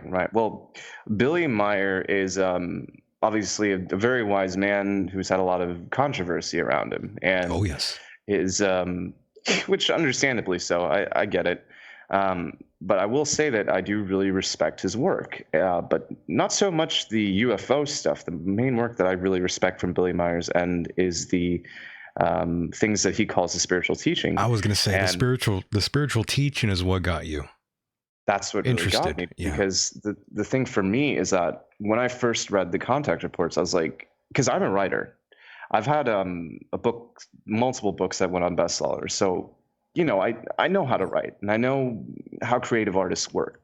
When I was reading the contact reports, and I was evaluating the way the people were speaking, I was like, this is sounding very real. I got like an idea about that, and a lot of ideas that I had initially about like consciousness and spirit and creation, Billy Meyer had written down. So it got my interest in it, because a lot of these things were confirming thoughts that I had. And that's how I got involved with Michael Horn eventually, because I wanted to help him out, since he was also helping out the whole mission and whatnot. And how do you feel about the criticism that Billy Meyer gets in terms of that, he's running like a cult sort of organization? Okay, honestly, I get it. I understand. Is he actually running a cult organization? I personally don't think so. I don't believe so, but that's, I do think, and I'll say this, I do think that what he's trying to do is ahead of the times, and it's at a very early stage of its evolution in the work that he's doing. And a lot of people that are connecting to it are people that are still, not everybody, obviously there are people that are doing quite fine, but there are people that are connecting to it that still have, previous religious kind of ways, and they can give off a bad reputation toward the actual work. And of course, by no means are any of us perfect creatures. We all have mistakes that we make and stuff like that. So I think there's a lot of misunderstanding as to what's going on. The Other Sider in the chat room says Billy is a one-armed mystery. Ooh. That's well said. Wasn't there someone named or called the One-Armed Bandit? Or did I make that up? No, there was, wasn't it? I thought there was. I mean, is that some sort of figment of my imagination, or did I hear that before? I swear I've heard it too. Maybe we're trading thoughts. Maybe we are. Maybe we're just communicating telepathically here. Maybe. My goodness. But yes, so you really liked and took very keen interest to the spiritual teaching aspect of what Billy Meyer talks about. That's right. And we offer it at our academy, along with, of course, our own writings, because one of the main goals at PSI is the study of consciousness and spiritual development and implementation of this in the everyday world. So, of course, Billy Meyer was providing a lot of that information, and it was very good for our academy. And do you also have other people that try to come into your Discord and bring up Billy Meyer? Sure. There's so they go after you then? There's a very wide interest range, I'd say, of the people that join PSI. I gotta be honest with you, and I'll tell you really quickly. Anytime I talk to Michael Horn, I always get several emails and all sorts of comments on YouTube saying that it's a cult and Michael Horn is wrong, and you get all these crazy people that come after you. That's something to be expected, though. Sometimes sometimes it's even in a threatening manner. Oh, I got those. Yeah. Isn't that a little interesting? It's a little unusual to get. Some people get really fired up over other people's words. I've never understood it, to be honest. Yeah, I'm glad that you brought that up. I just want to make a comment on what you said there. Go ahead. That is so important about not getting riled up over what other people say. Like, even if it's offensive, who cares? I think that to really be offended by anything, you have to personally take offense to something, Correct. Yeah, you pick and choose what sets you off. It's what being an adult is all about, really. Yeah. Picking and choosing your emotions and not letting certain things affect you in your personal life. I mean, things I see on the internet don't offend me one bit, but there's other people that have complete meltdowns over things they read that they don't like. And it lets them, it like affects their entire existence. It's really sad, but we see this sort of theme going on. Yeah, time and time and time again. And we're living in a world right now where I feel a lot of people, not everybody obviously, but a lot of people can sometimes be racing to be offended. It's like almost like you earn a medal or something for being a victim, I don't know. Yes. And it could even apply not necessarily to people that are being all weak and meek, but like angry people. And you have to ask yourself at a certain point, if people are coming out and threatening you or saying all these horrible things or slandering you, then that has to be for a reason. Maybe you're doing something right if you're drawing that kind of attention. You know what I mean? And have you gotten rid of your anger? I'd say this year has really, really showed me the benefit of calmness and coolness, because let's be honest, living in this world, it can be very hard at times, right? Sure. And even meditating all day, whatever, you're still human. So you still have feelings, you still have emotions that you go through. But I would definitely say that this year really solidified mastery over that, because the truth is, and this is the truth, we have power over our lives, and how we control ourselves is how we steer our destiny. That's what it boils down to. And the moment you get tense and you give in to that, I think you lose control of yourself and you lose control over the possible goods of your life by just remaining calm, by just remaining cool, by just doing things for you. Are you an alpha male or a beta male? I would definitely say that I'm an alpha. You're pretty alpha. Okay. Sometimes I've had people say that they're kind of both. Sometimes they're a little bit beta sometimes. No. You're just alpha all the time. Well, I think Amazing. that even to be the proper alpha, I think that you need to be balanced. I think you have to be not like this kind of, this kind of macho kind of thing, but where you can not allow your ego and your pride. It goes back to being override cool, wisdom. right? Exactly. Right. I'm with you on that one. You definitely have to be cool, not get into any situations where your emotions will overcome any sort of rational thinking. Exactly. Amazing. And I gotta say this, guys. I gotta say this for everybody watching. With Michael's voice, it's so easy to be cool. I can listen to this guy talk all day. I mean, I talk to myself all day, every day when no one's around. With a voice like that, I would be doing the same damn thing. I mean, I have to. I mean, what else do I have to do when the fun goes away? I mean, I have to do something fun. Well, yeah, absolutely. Dude, I would have started my own. Wait a minute. You did start your own show. I did. I know. Good Lord. It's been a double-edged sword, to be honest with you. Can you tell me a little bit about that? How's it been? Like, what got you into starting the End of Days? Sorry. End of Days, the Michael Deacon program. Well, I've always been a fan of radio, to be honest with you. I've always been pretty much attached to my radio, my Walkman, anything of that nature. I was definitely into it. I wanted to know more about it. I wanted to sort of, to be honest with you, one of the things that I wanted to do, and you might even remember the show, it's called Loveline. Mm-hmm. Do you recall that show with Adam Carolla and Dr. Drew from way back in the 90s when it first started? Yeah, I remember that. That's the only reason why I'm here. Wow. I'm not even joking. I mean, later on, I discovered people like Howard Stern and even like an Art Bell and all these other people I can name, but these are just people I sort of grew up listening to, but none of the other people I listed wanted me to host a show, to be honest with you. It was Loveline. Of every show I've ever listened to growing up, Loveline was the show that made me really want to do this, made me want to talk to other people out there and talk about their problems, their love life, any of those things. I've always been fascinated to talk about those subjects with anyone, really. And sometimes I do that here. Like, for instance, so what's going on with you in the dating world? Are you out there being an alpha male or are you being a beta male?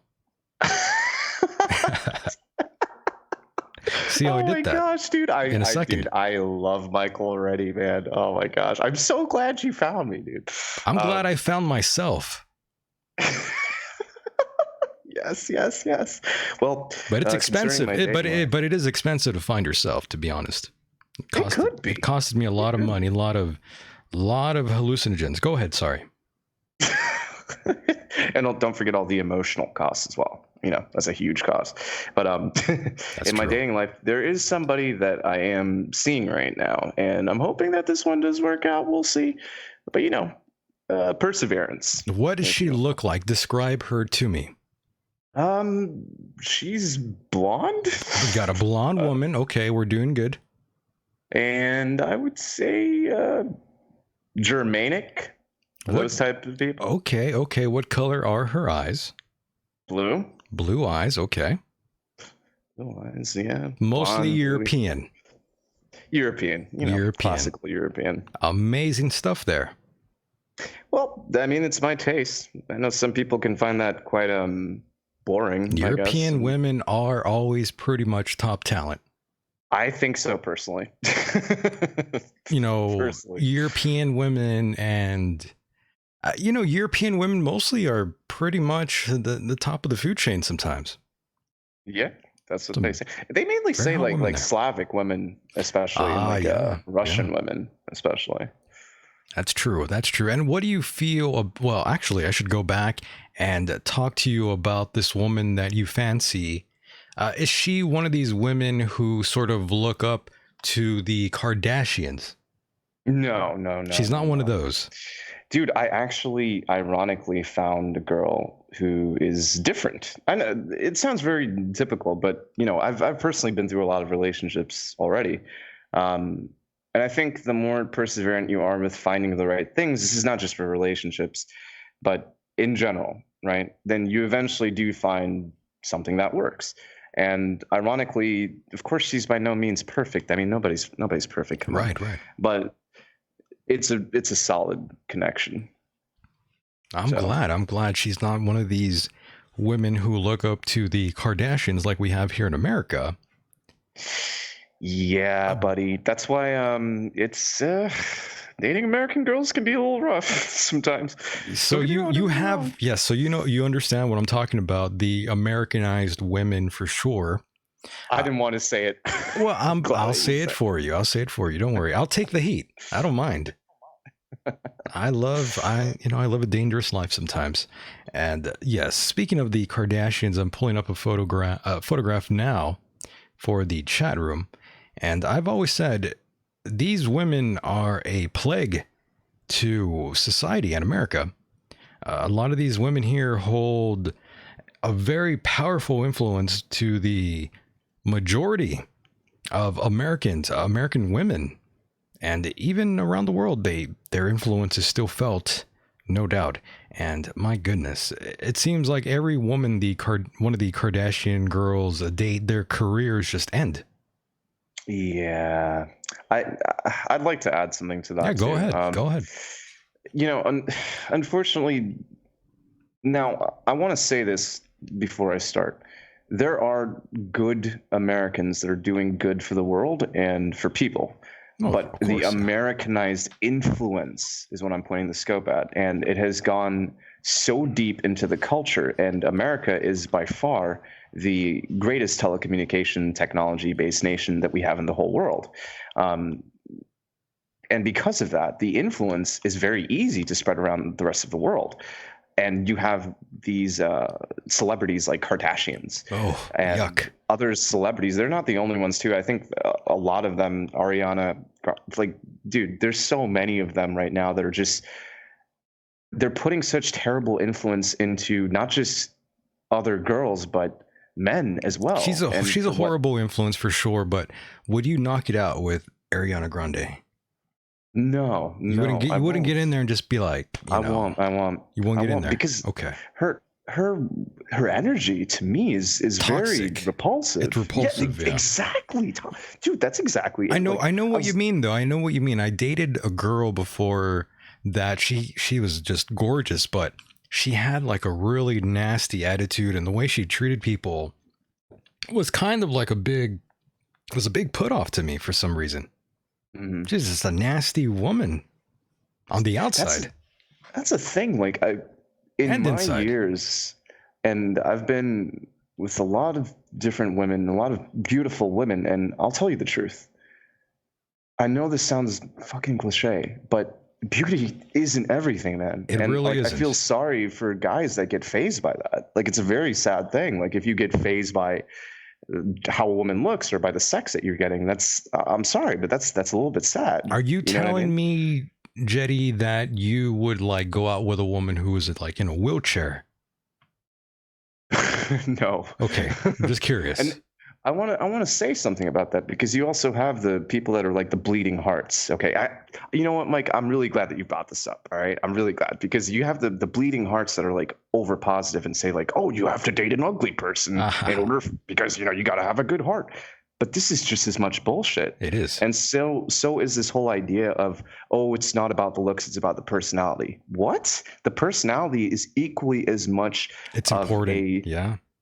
If you want to call it a tool, as the looks. That's all they are. So to base things solely on these things, or the job they have, or the money they have, that's pathetic, dude.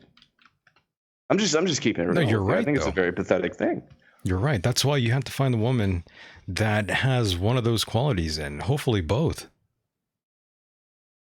Yeah. Unless you're gonna live a pretty bad life, getting yelled at constantly, and maybe even cheated on, maybe even left.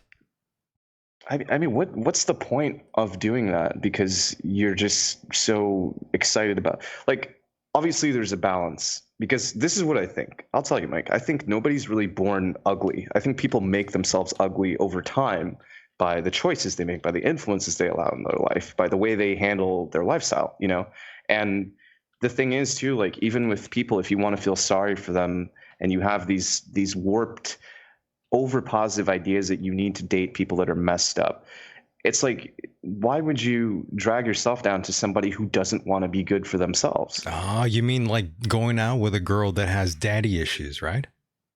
I mean, that's one.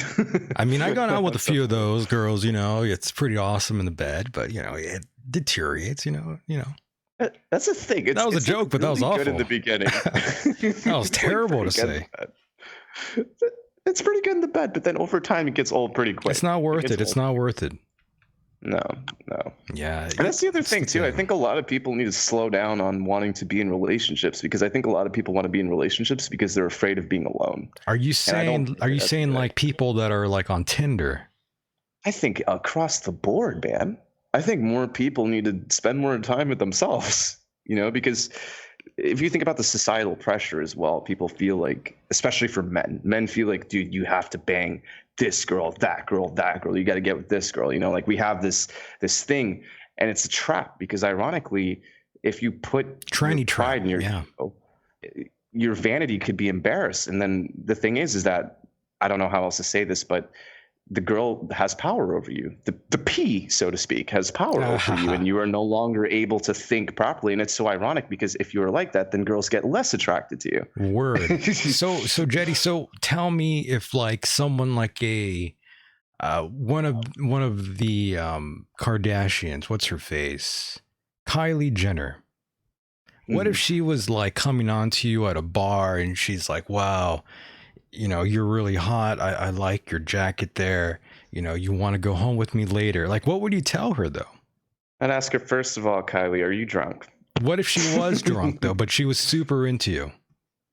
Well, if she was like really into me, and let's say that, I was not dating anybody else or anything like that, and she genuinely was into me, maybe I'd give her a chance. If she really wanted to change. Come on. If she really wanted to change. You would be in there the first night, my friend. Come on. She's giving you that look, she's seducing you with her eyes, like she's doing now in the chat room in that photograph I have up, and she's giving you that look, and she's like, come on, you gotta go to the bathroom, let's do this. Mike, I've been through the situation, seduced by girls like that, honestly, amazing. I've just become immune to it, because let's be honest, Mike. Wow. Let's be honest, this that women do have, and it's fine to have that calling, that reel on men, and when you strip away that power from a woman, she's powerless. It goes away, right? It goes away, but most men are still caught in that, they're still caught in that game. Yeah, the pussy on the pedestal. Yeah. I'll say it. I don't give a fuck. That's exactly it. Right. No, that's true. That's true. No, you're right. Sometimes you got to put these women on ice. Absolutely. You got to go out with what about you, Michael? Have you seen any? Hey! Now that's private. How dare you? Oh, Hey! We can't talk about that now. Have you seen any wonderful women lately? That is worth your attention. I've been with women from around the world. And what do you think? Do you think the ones in America are the best? Well, American women are pretty, come on now. Some of them, they're pretty good. Some of them, I like American women, but I've always liked women from other countries too. I don't hate. There's no hate in my heart, but there are some American women that are again amazing that they're perfect the way they are. Some of them don't follow some of these other women like the Kardashians, and it's a rare thing, but there are some great women in America. I would say the ones that are like mainly out in like the smaller towns, or like smaller even towns, like some of the country ones are like, those are like the good old fashioned girls. Like if you like do win their heart, like they are loyal as hell, and I have a lot of respect for that. I love women from California and from Florida. Oh, Florida. You got the hottest women in Florida and in California. That's the best place. Any place where it's close to a beach, that's where all the hot women are. That's where they go. I really disagree. I can't really say no there. All the hot women go where the beach is. I'm sorry. If you don't live close to one, then, you're shit out of luck. I'm sorry. That was the good part about Florida. Florida is amazing. I've never been there, but I want to, and there's gorgeous women there. Never been to Florida. Never been there, and I am desperate to go.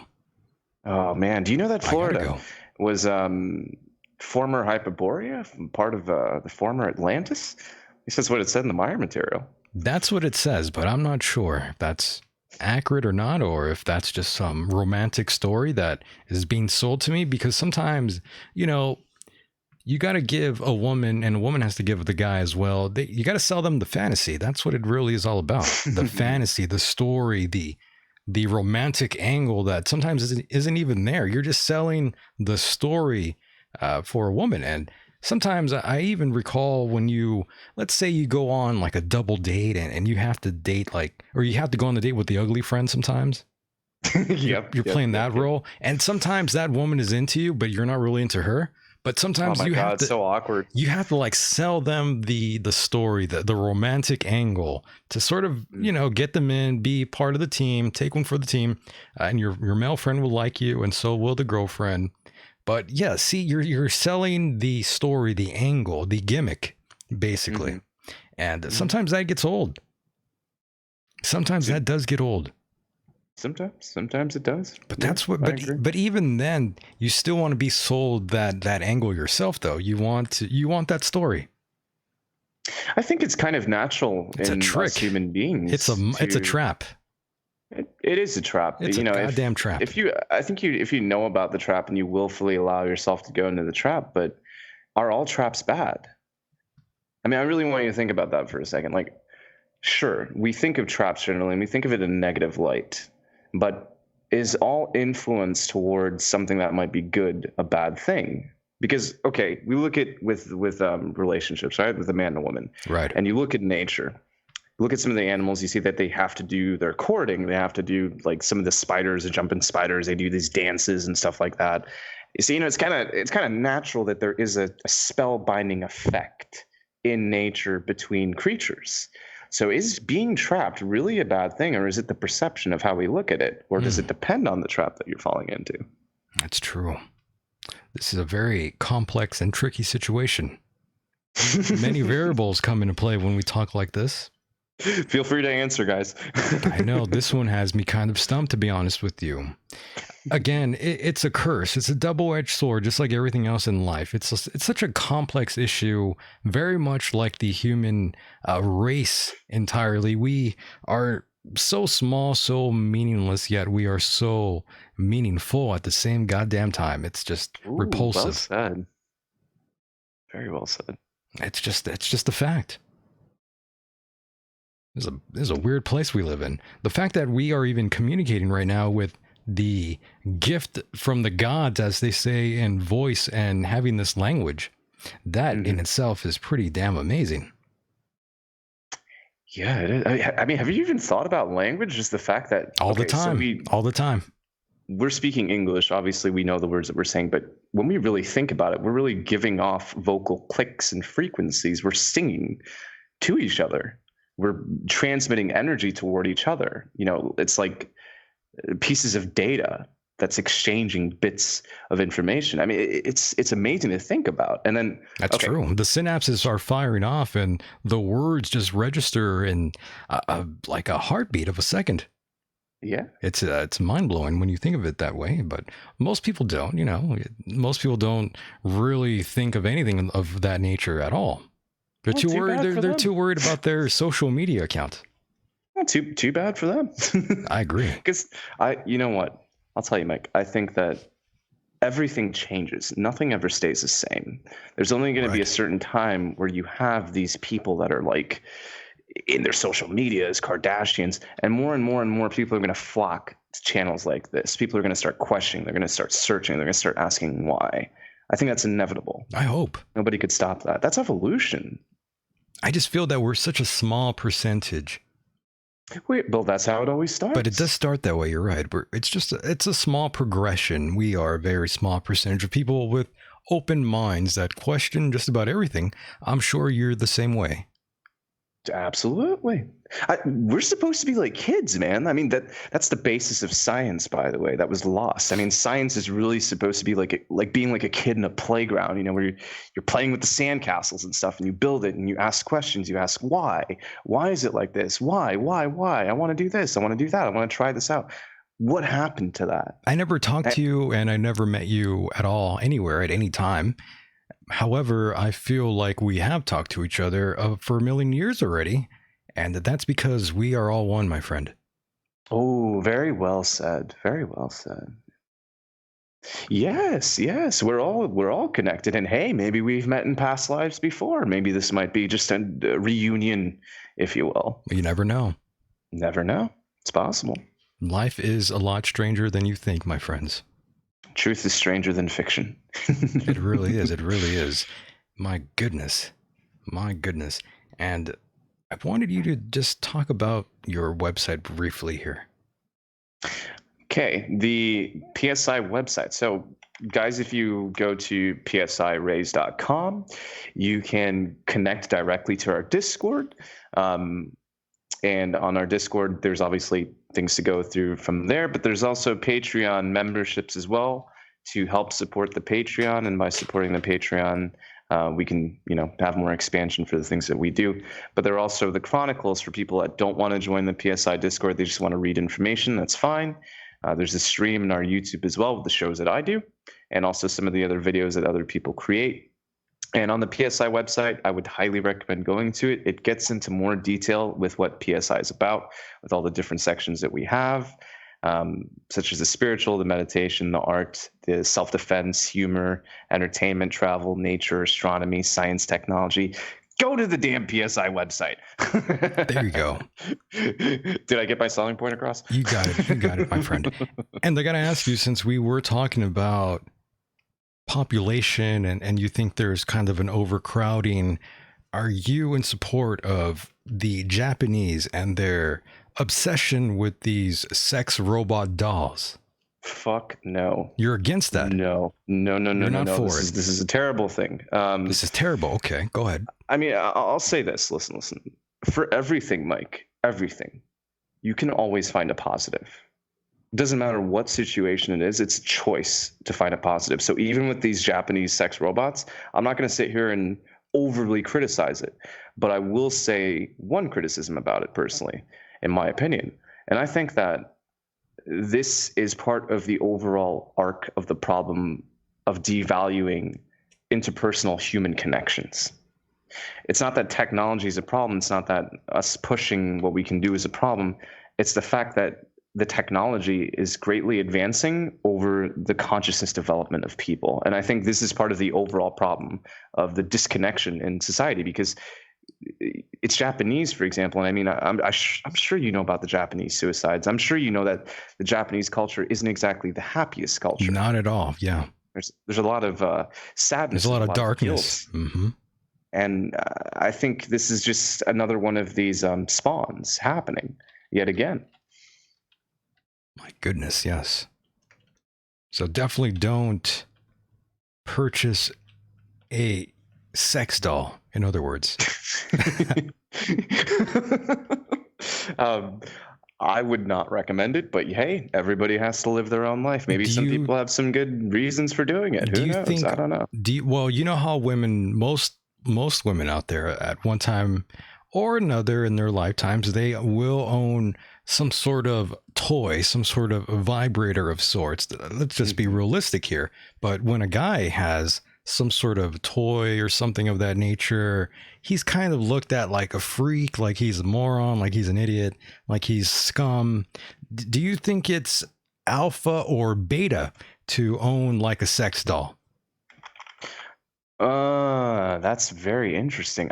I don't think you can really consider it either per se, because the thing is that there are alphas that would do that because maybe they're just uncontained sex driven freaks. And then you also have betas that are doing it because they're like, oh my God, I'm never going to get a girlfriend. That's true. And it's a very pitiful thing, I guess. I guess it's both, right? I guess it's both.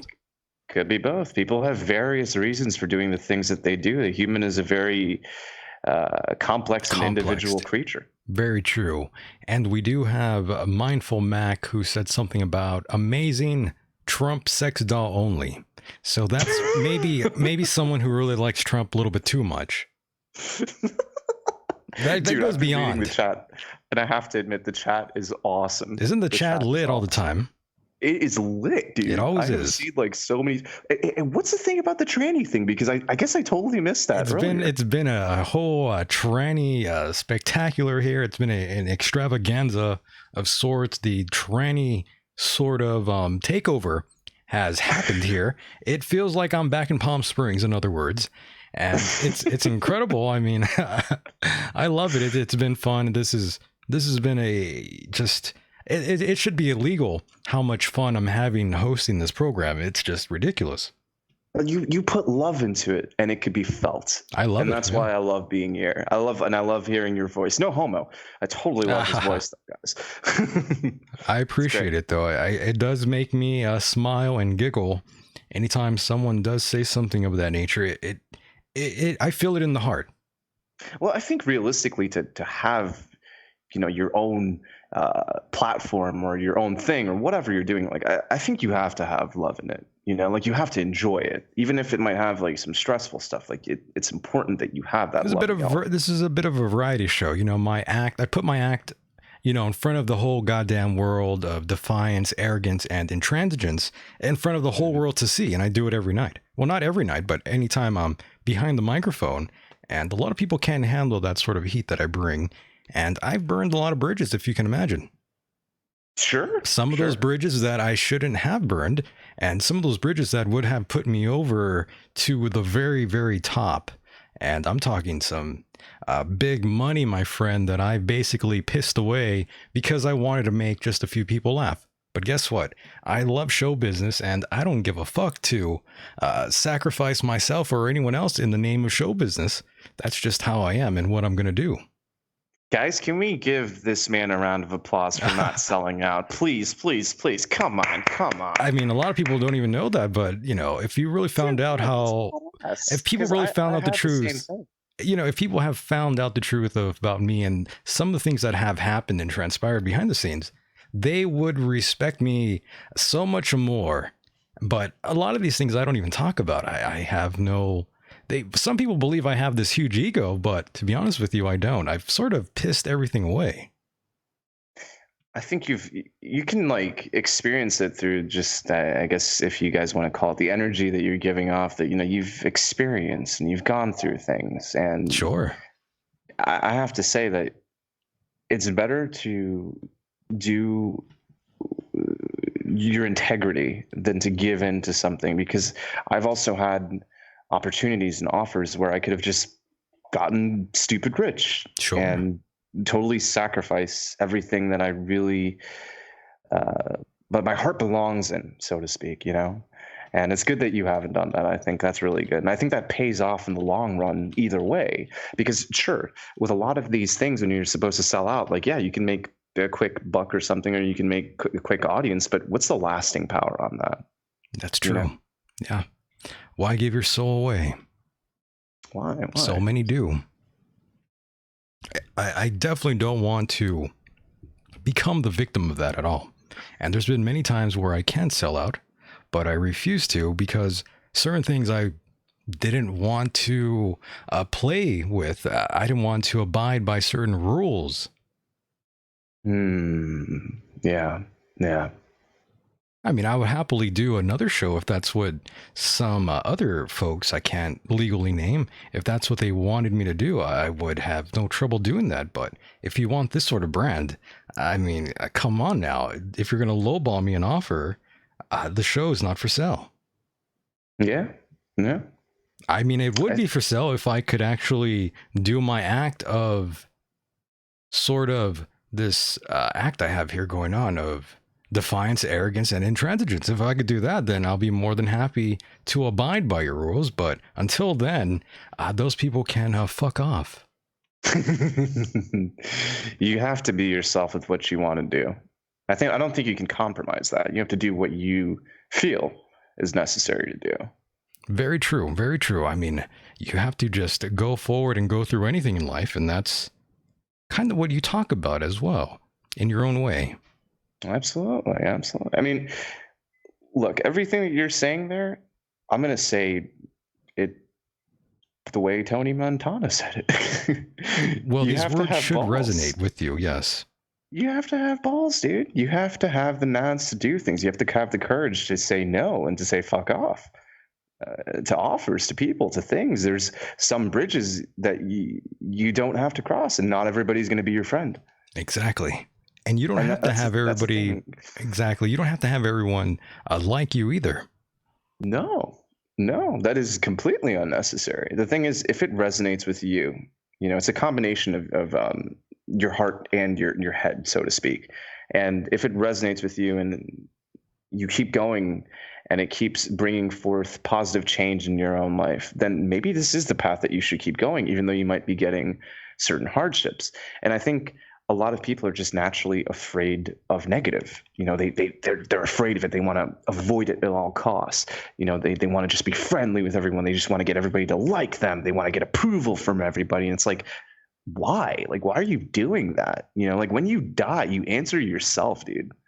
Like, no matter what cause you support, no matter what social movement you support, no matter you're going for climate change, you're going for the upgrading of spiritual or shows like what we do, it doesn't matter. It doesn't matter.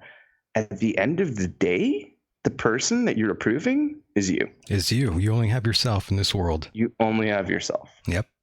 More people would be happier if they actually took that for consideration. It's only you and yourself only in this world. Remember that, because trust me, the sooner you remember it, the sooner you'll be off. And also keep a good sense of humor. That's also something I like to throw in there all the time. If you don't have a good sense of humor, your life will be shit. Oh, wise. Dude, that's why I'm always laughing all the time. You know, I think a lot of people can learn even from Joker. I'm sure you guys have seen the new Joker movie. Great movie. Right. It's a good movie, yes. Exactly. It's probably like the movie of the year or something. Movie of the year, in my opinion. Some people didn't like it. Some people said it was overhyped. And I would say you are an idiot. Have you seen the other movies that were on the big screen? And those stunk on ice. Yeah. And a lot of them, too, that stink get all these awards. But before I get into that, I just want to say this about Joker. I think Joker, if you study this character on a more deeper level, and you just look at it neutrally, you know what I mean? You can see that Joker is aware of what's going on in his society. And that is the way that he chooses to express it. And he uses humor in, of course, a very chaotic way to do that. Now, I don't necessarily think you have to do it in a chaotic way, but humor helps a lot for dealing with the shit that we have to deal with in this world. And let's be honest, like if you really do want a positive lifestyle or a positive path, then you're going to have to confront negative. You can't get away from that. That's right. That's right. And I'm sorry to say this, but we have about less than 20 minutes to go. And I know it's sad. I could talk to you again for another hour or two, but time is limited here, and we have to sort of abide by this sort of schedule we go on here, or else it won't make it to the radio of all places, even though it will be a bit edited, but the message will still be there. Sure. Somewhat sure. unfiltered, but there'll be some bleeps here and there, but that happens. That happens. Absolutely, as long as they let me go off at times, I'm more than happy. But there has been some tragedy yet again here in America. There was another shooting, and this time it was from a Navy sailor who opened fire at When was this? This happened, I believe, Thursday? Oh my gosh, Was it there's so Wednesday many or shootings Thursday? at this point. I can't even remember now. I need to bring up the article, but I'm just going off the top of my head. There was another shooting at the Pearl Harbor, I think it was called the Naval Shipyard in Hawaii. I think it was on Wednesday. And I'm just curious what your opinion is on these mass shootings that seem to happen like every other week. I mean, look at what I just said. Like, so many has happened that it's so like many. Every other week, almost, it's seeming like it's happening. And I think that, of course, this is again part of the overall problem with the destabilization of America in terms of the culture. The very fabric of American society is being shattered. And it's been being shattered for a long time. And I think a lot of this is cause and effect from a lot of the, evils that America has done to the world. And if you look at Rome fell in on itself, and America is, kind of following the same path in a way, And I think it's a subproduct of that, man. Yeah, I hope not. Well, I mean, the thing is that when things do fall, there's a chance for it to be reborn. Every ending is a new beginning. Yeah, it's that's not a positive way of looking at it. And in terms of an afterlife, do you believe in such a concept? Not in the afterlife the way you might think of it. I think that we do reincarnate. This is so what I think is I think that our spirits are it's like a psychic creational awakening energy. And it is aware, but it is not conscious the way that the physical consciousness thinks, like how we think. But it operates differently, and it's in a different time-space configuration, in a different dimension, if you will.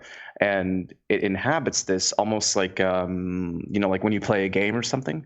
Yes. And you would be the spirit, and then obviously the character in the game would be your physicality. And I think that the spirit uses these bodies to continue evolving, to continue growing and swelling in energy and knowledge and wisdom and power until eventually it doesn't need the physical bodies anymore. After millions of reincarnations, I think eventually it evolves into a spirit being, so to speak. And then eventually through billions upon billions of years of other evolutions in those stages, I think eventually it evolves back into the universal consciousness itself. So yeah. Amazing. Now, yes, thank you for that right there. And by the way, we are joined by a caller. Go ahead, caller. Caller, you are live on the air. What's up? Oh no, they're just going to stay on the phone. It's a quiet show. Oh, there we go. I took myself off mute. Hey, you guys, were on how mute. you doing, Michael? Yes, this is Dana. You got to remember to take yourself on mute. I put myself on mute. So I know you guys are like strapped for time. And I really like the fact that you're a Tool fan. That was kind of cool. Right? Tool's the best. I wanted to sing Intention. They're so profound. And I'm sorry, go ahead.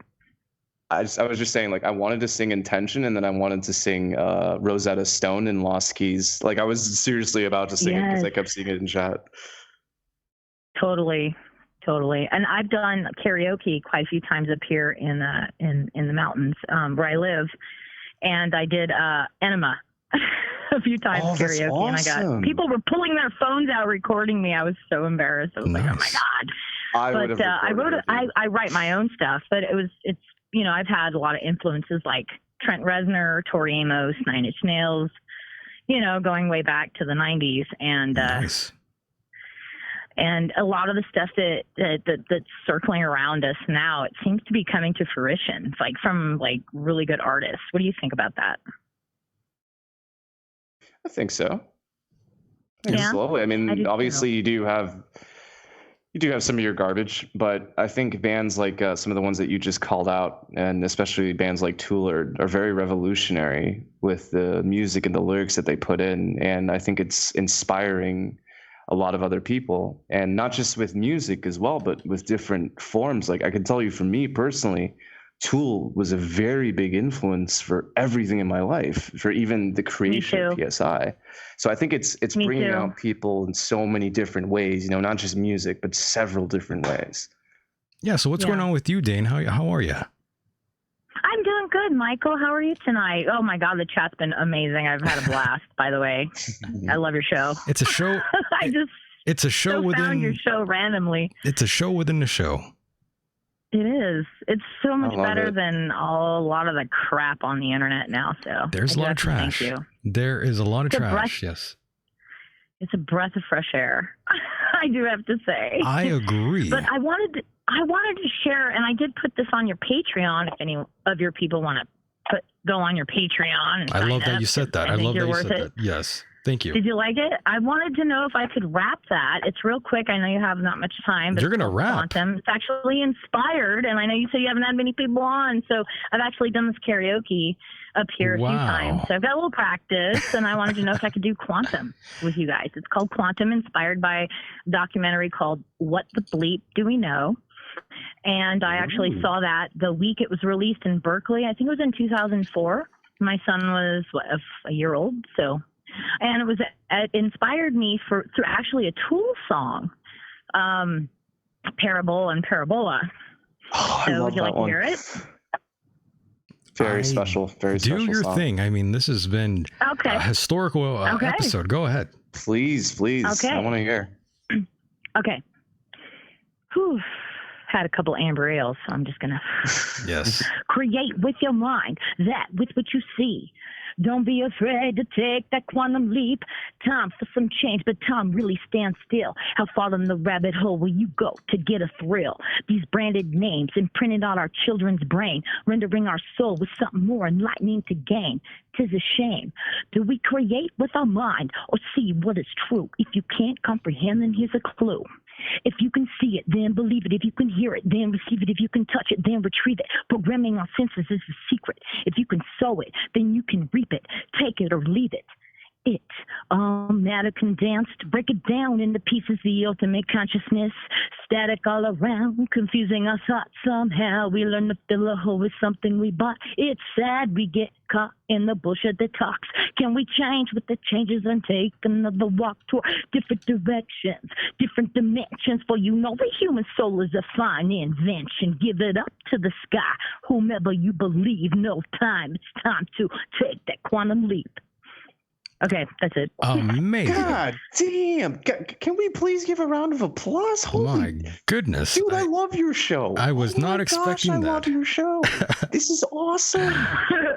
My Wow. goodness. Yeah. That was super inspirational. Holy crap. Wow. No. That caught me off guard. Oh, danke schön. Wow. I know wow. I know you don't have much time, so thank you for taking my call. I appreciate it. Best Thank you for episode calling. ever, in my opinion. That was awesome. Wow. That was awesome. Wow. Wow. Wee wah. Wowzers. Dan, that was amazing. Thank you so much for calling in and dropping some lyrics for us here. That was She dropped the mic, dude. incredible. She dropped the mic on us. That was good. I grew up on the same street Too Short grew up on Kelly Hill and Hayward. Damn, you are street then. Yeah, I am. My goodness. I grew up on Kelly Hill in Haystack. I'm from the Haystack, so. All right, That's folks, badass. I don't want to keep Shout you long. out- Oh, shout that was out to- awesome, Michael. Thank you so much. I've been wanting to share that My because God. It's so much of what I believe is going on right now. It's about the senses and controlling the senses and getting us entrapped, entangled, and all the way from the sex dolls to transgender to god fuck damn shit, whatever the hell it is. Pretty much. Just fucking shit. Been pretty amazing. I'm a chef. I love to cook. So that's my thing. You were cooking right here on the show. My goodness. Yeah. My goodness. Shout out to Richmond, by the way, out there. On. Those crazy kids out there in the Bay Area. Oh, yeah. Lots of trouble out there. Area. People don't understand the shootings, the robberies, the murders that go on in Richmond, by the way. The real streets there. Yeah, the real deal. Hell yes. Well, thank you so much, by the way. It's been absolutely. I'm at a loss of words. I don't even know what to say. That was just mind-blowing. Almost wanted to hear another one. I know. I want to hear another one. You got to keep doing that. I want to hear another one. I have 220 awesome. Written and in the Library of Congress, but I haven't done anything with it. I've had a few gigs, but nothing. I have one called False Hope. You got to do something. Hear it? You know what? Let's hear it. Let's hear it. Really? Okay. Yeah. All right. Yeah. Okay. Aggression, depression, a false sense of direction leads to our senseless obsessions. Gasoline's on the rise, society's on the edge, looking for the Cracker Jack prize on the ledge. Tired of all the glam, all the hoes and the lambs. Time to turn the tables, break away from the sham. False hopes in the media, another soul is falling prey. Minds are stuck on delay, so how do we break away? The Pied Piper is loud and it's hard to turn our heads. We want gold from lead, manifest dreams from our heads. What's really going on, we all may never know.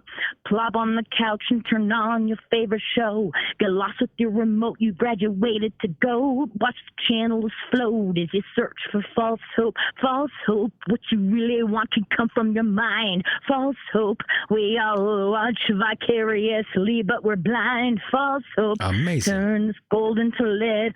False hope, search the pictures in your dreams instead. Search the pictures in your dreams instead.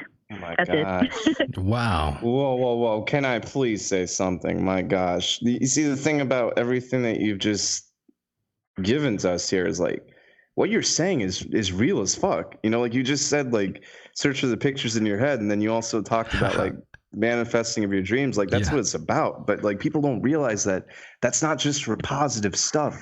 If you have negative stuff in your head and you keep just focusing on that stuff, that's what you're going to keep manifesting. So like really focus on the positive, really focus on the good. I'm not saying like, okay, forget about the bad and act like nothing bad's happening. I'm not saying that, but I'm saying true strength is seeing the bad and still focusing on your positive dreams. That's right. So I love what you just like did. When you dive in and you're like, you know, looking, you know, when you're a little kid, and like this is a memory I have when I was younger and I grew up in the mountains. So my dad was a lifeguard and he taught me how to swim at a very, very young age. And so I would dive in and I would, you know, go through the algae and stuff. And I wasn't scared of it touching me, you know, and I noticed I had some friends that were scared. Oh, it's touching me. But it's the fact that you're diving down and you're going through and you're searching and you're like, oh, and you have positive recognition, you know, what it is you're looking at, what it is you're understanding. And you just take that in, and it's what you as an individual perceive to be a reality. And it could be, ew, it's gross, it's touching me. Or it could be, oh, that's what that is. That's an algae. Oh, those are polywogs. They're floating away from me. There's like 100,000 of them, you know, you're just like, what the fuck? Right. But that's kind of how I look at life. It's like you're going through and you're trying to identify what reality is as individuals, but then on a grander macro scale, you're also trying to put the pieces together where your individuality fits as the whole. And when you reach out and you try to manifest what you can create, I mean, the sky's the limit, but we're so dumbed down with this cell phone. It's unbelievable. I don't understand why people are just so dumbed down with it. It's like they pull it out and they're just like, You know, they've been enslaved for, you got to think like it's literally been generations that people have really been enslaved, and they've been enslaved in the consciousness. They've been enslaved, with medias and phones and stuff like that. Like, we're seeing that now, but if you think about that, that's really subproducts of the early religions, of the early politics, and they've just found different ways. I mean, hell, I'll even call out games, guys, because I like playing games, but like, people can get addicted to games too. Like the shows and totally the drugs and stuff. I mean, it's so many things that people just constantly give their power away to. But if you think about it, that's what they teach in society. Like, think about school. Like, you have to do a test, like in college, right? When you're doing a lot of your papers, you have to do all the citations. You have to be constantly giving credit to people. They don't teach people to really individually think for yourself. You have to repeat information, and knowledge is not wisdom. That's what a lot of people don't understand. So you have people like, even with PhDs and all this stuff like that, that have no idea what they're really doing. Wisdom comes from experience, comes from passing down knowledge.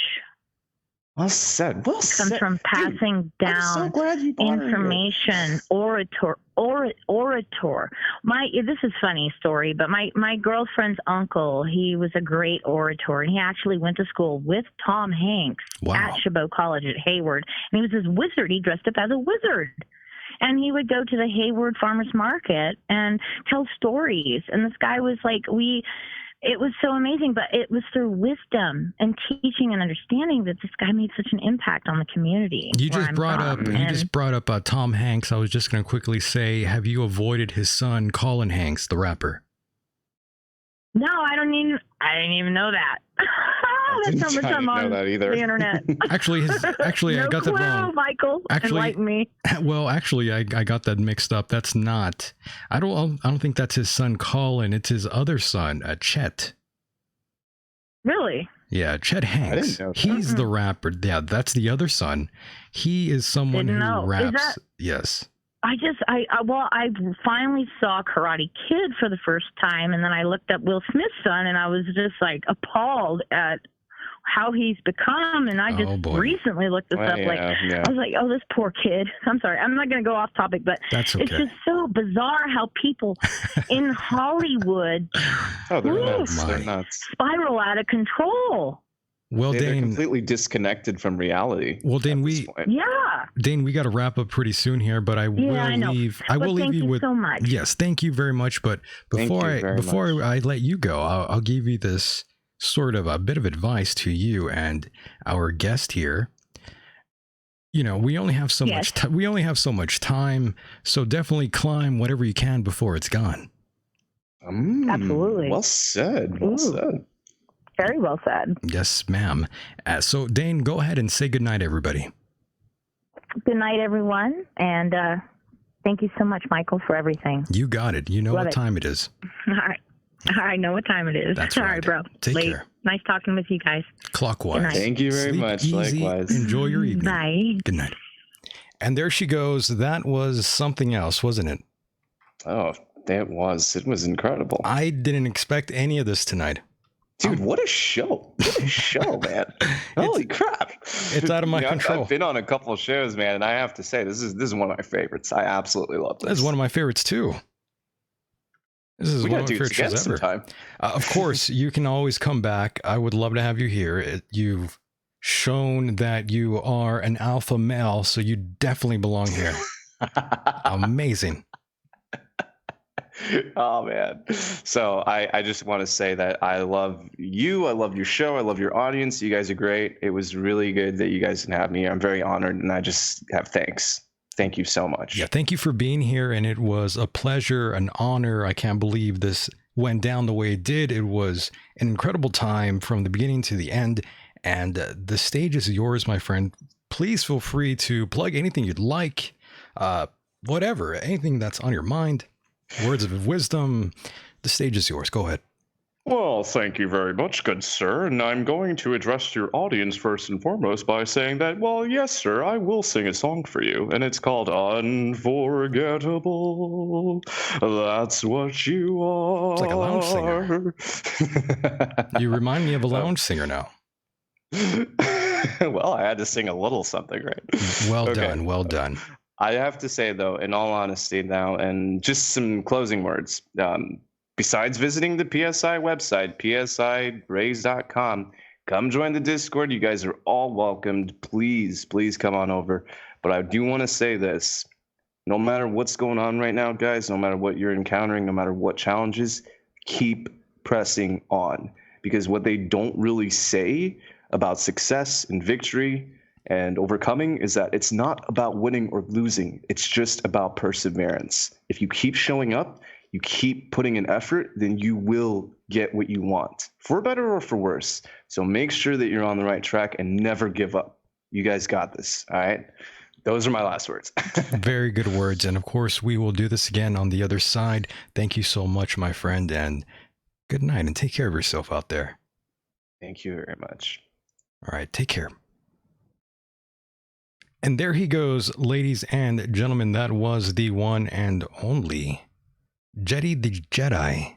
Incredible. I had so much fun. This has been, I don't even know what to say, but I want to thank Jedi the Jedi and, of course, David Dees for dropping in and just blowing our minds completely. And even Dane calling in and just killing it. I'm at a loss for words here. And it's, wow, what a goddamn episode that was. Totally insane, totally awesome and inspiring. And thank you guys for being here. It's been just incredible, really.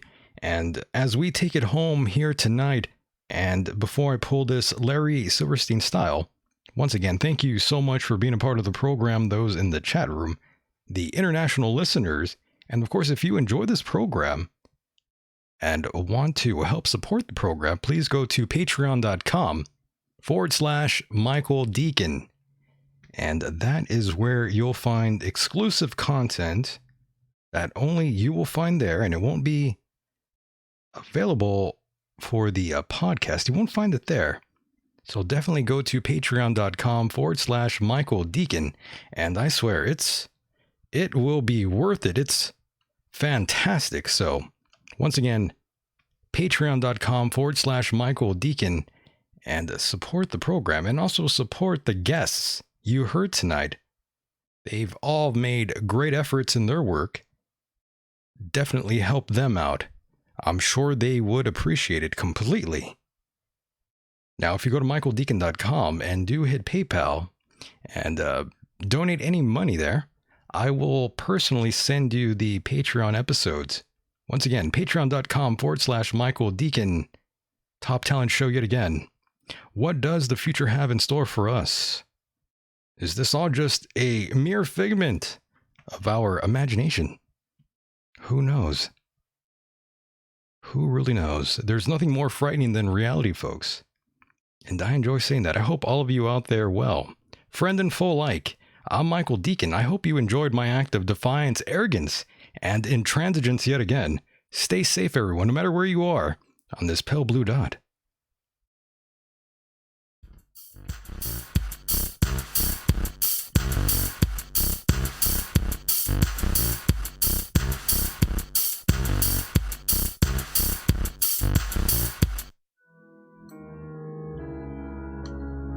We are the world. We are the children. We are the ones who make a better place. So let's start giving. It's a choice we're making. We're saving all our lives. It's to make a better place. Just you and me. Is this a human talking? Because you sound like a robot. I'm kind of like a robot. I wouldn't be mad if you sounded like a robot. I would think that was incredible.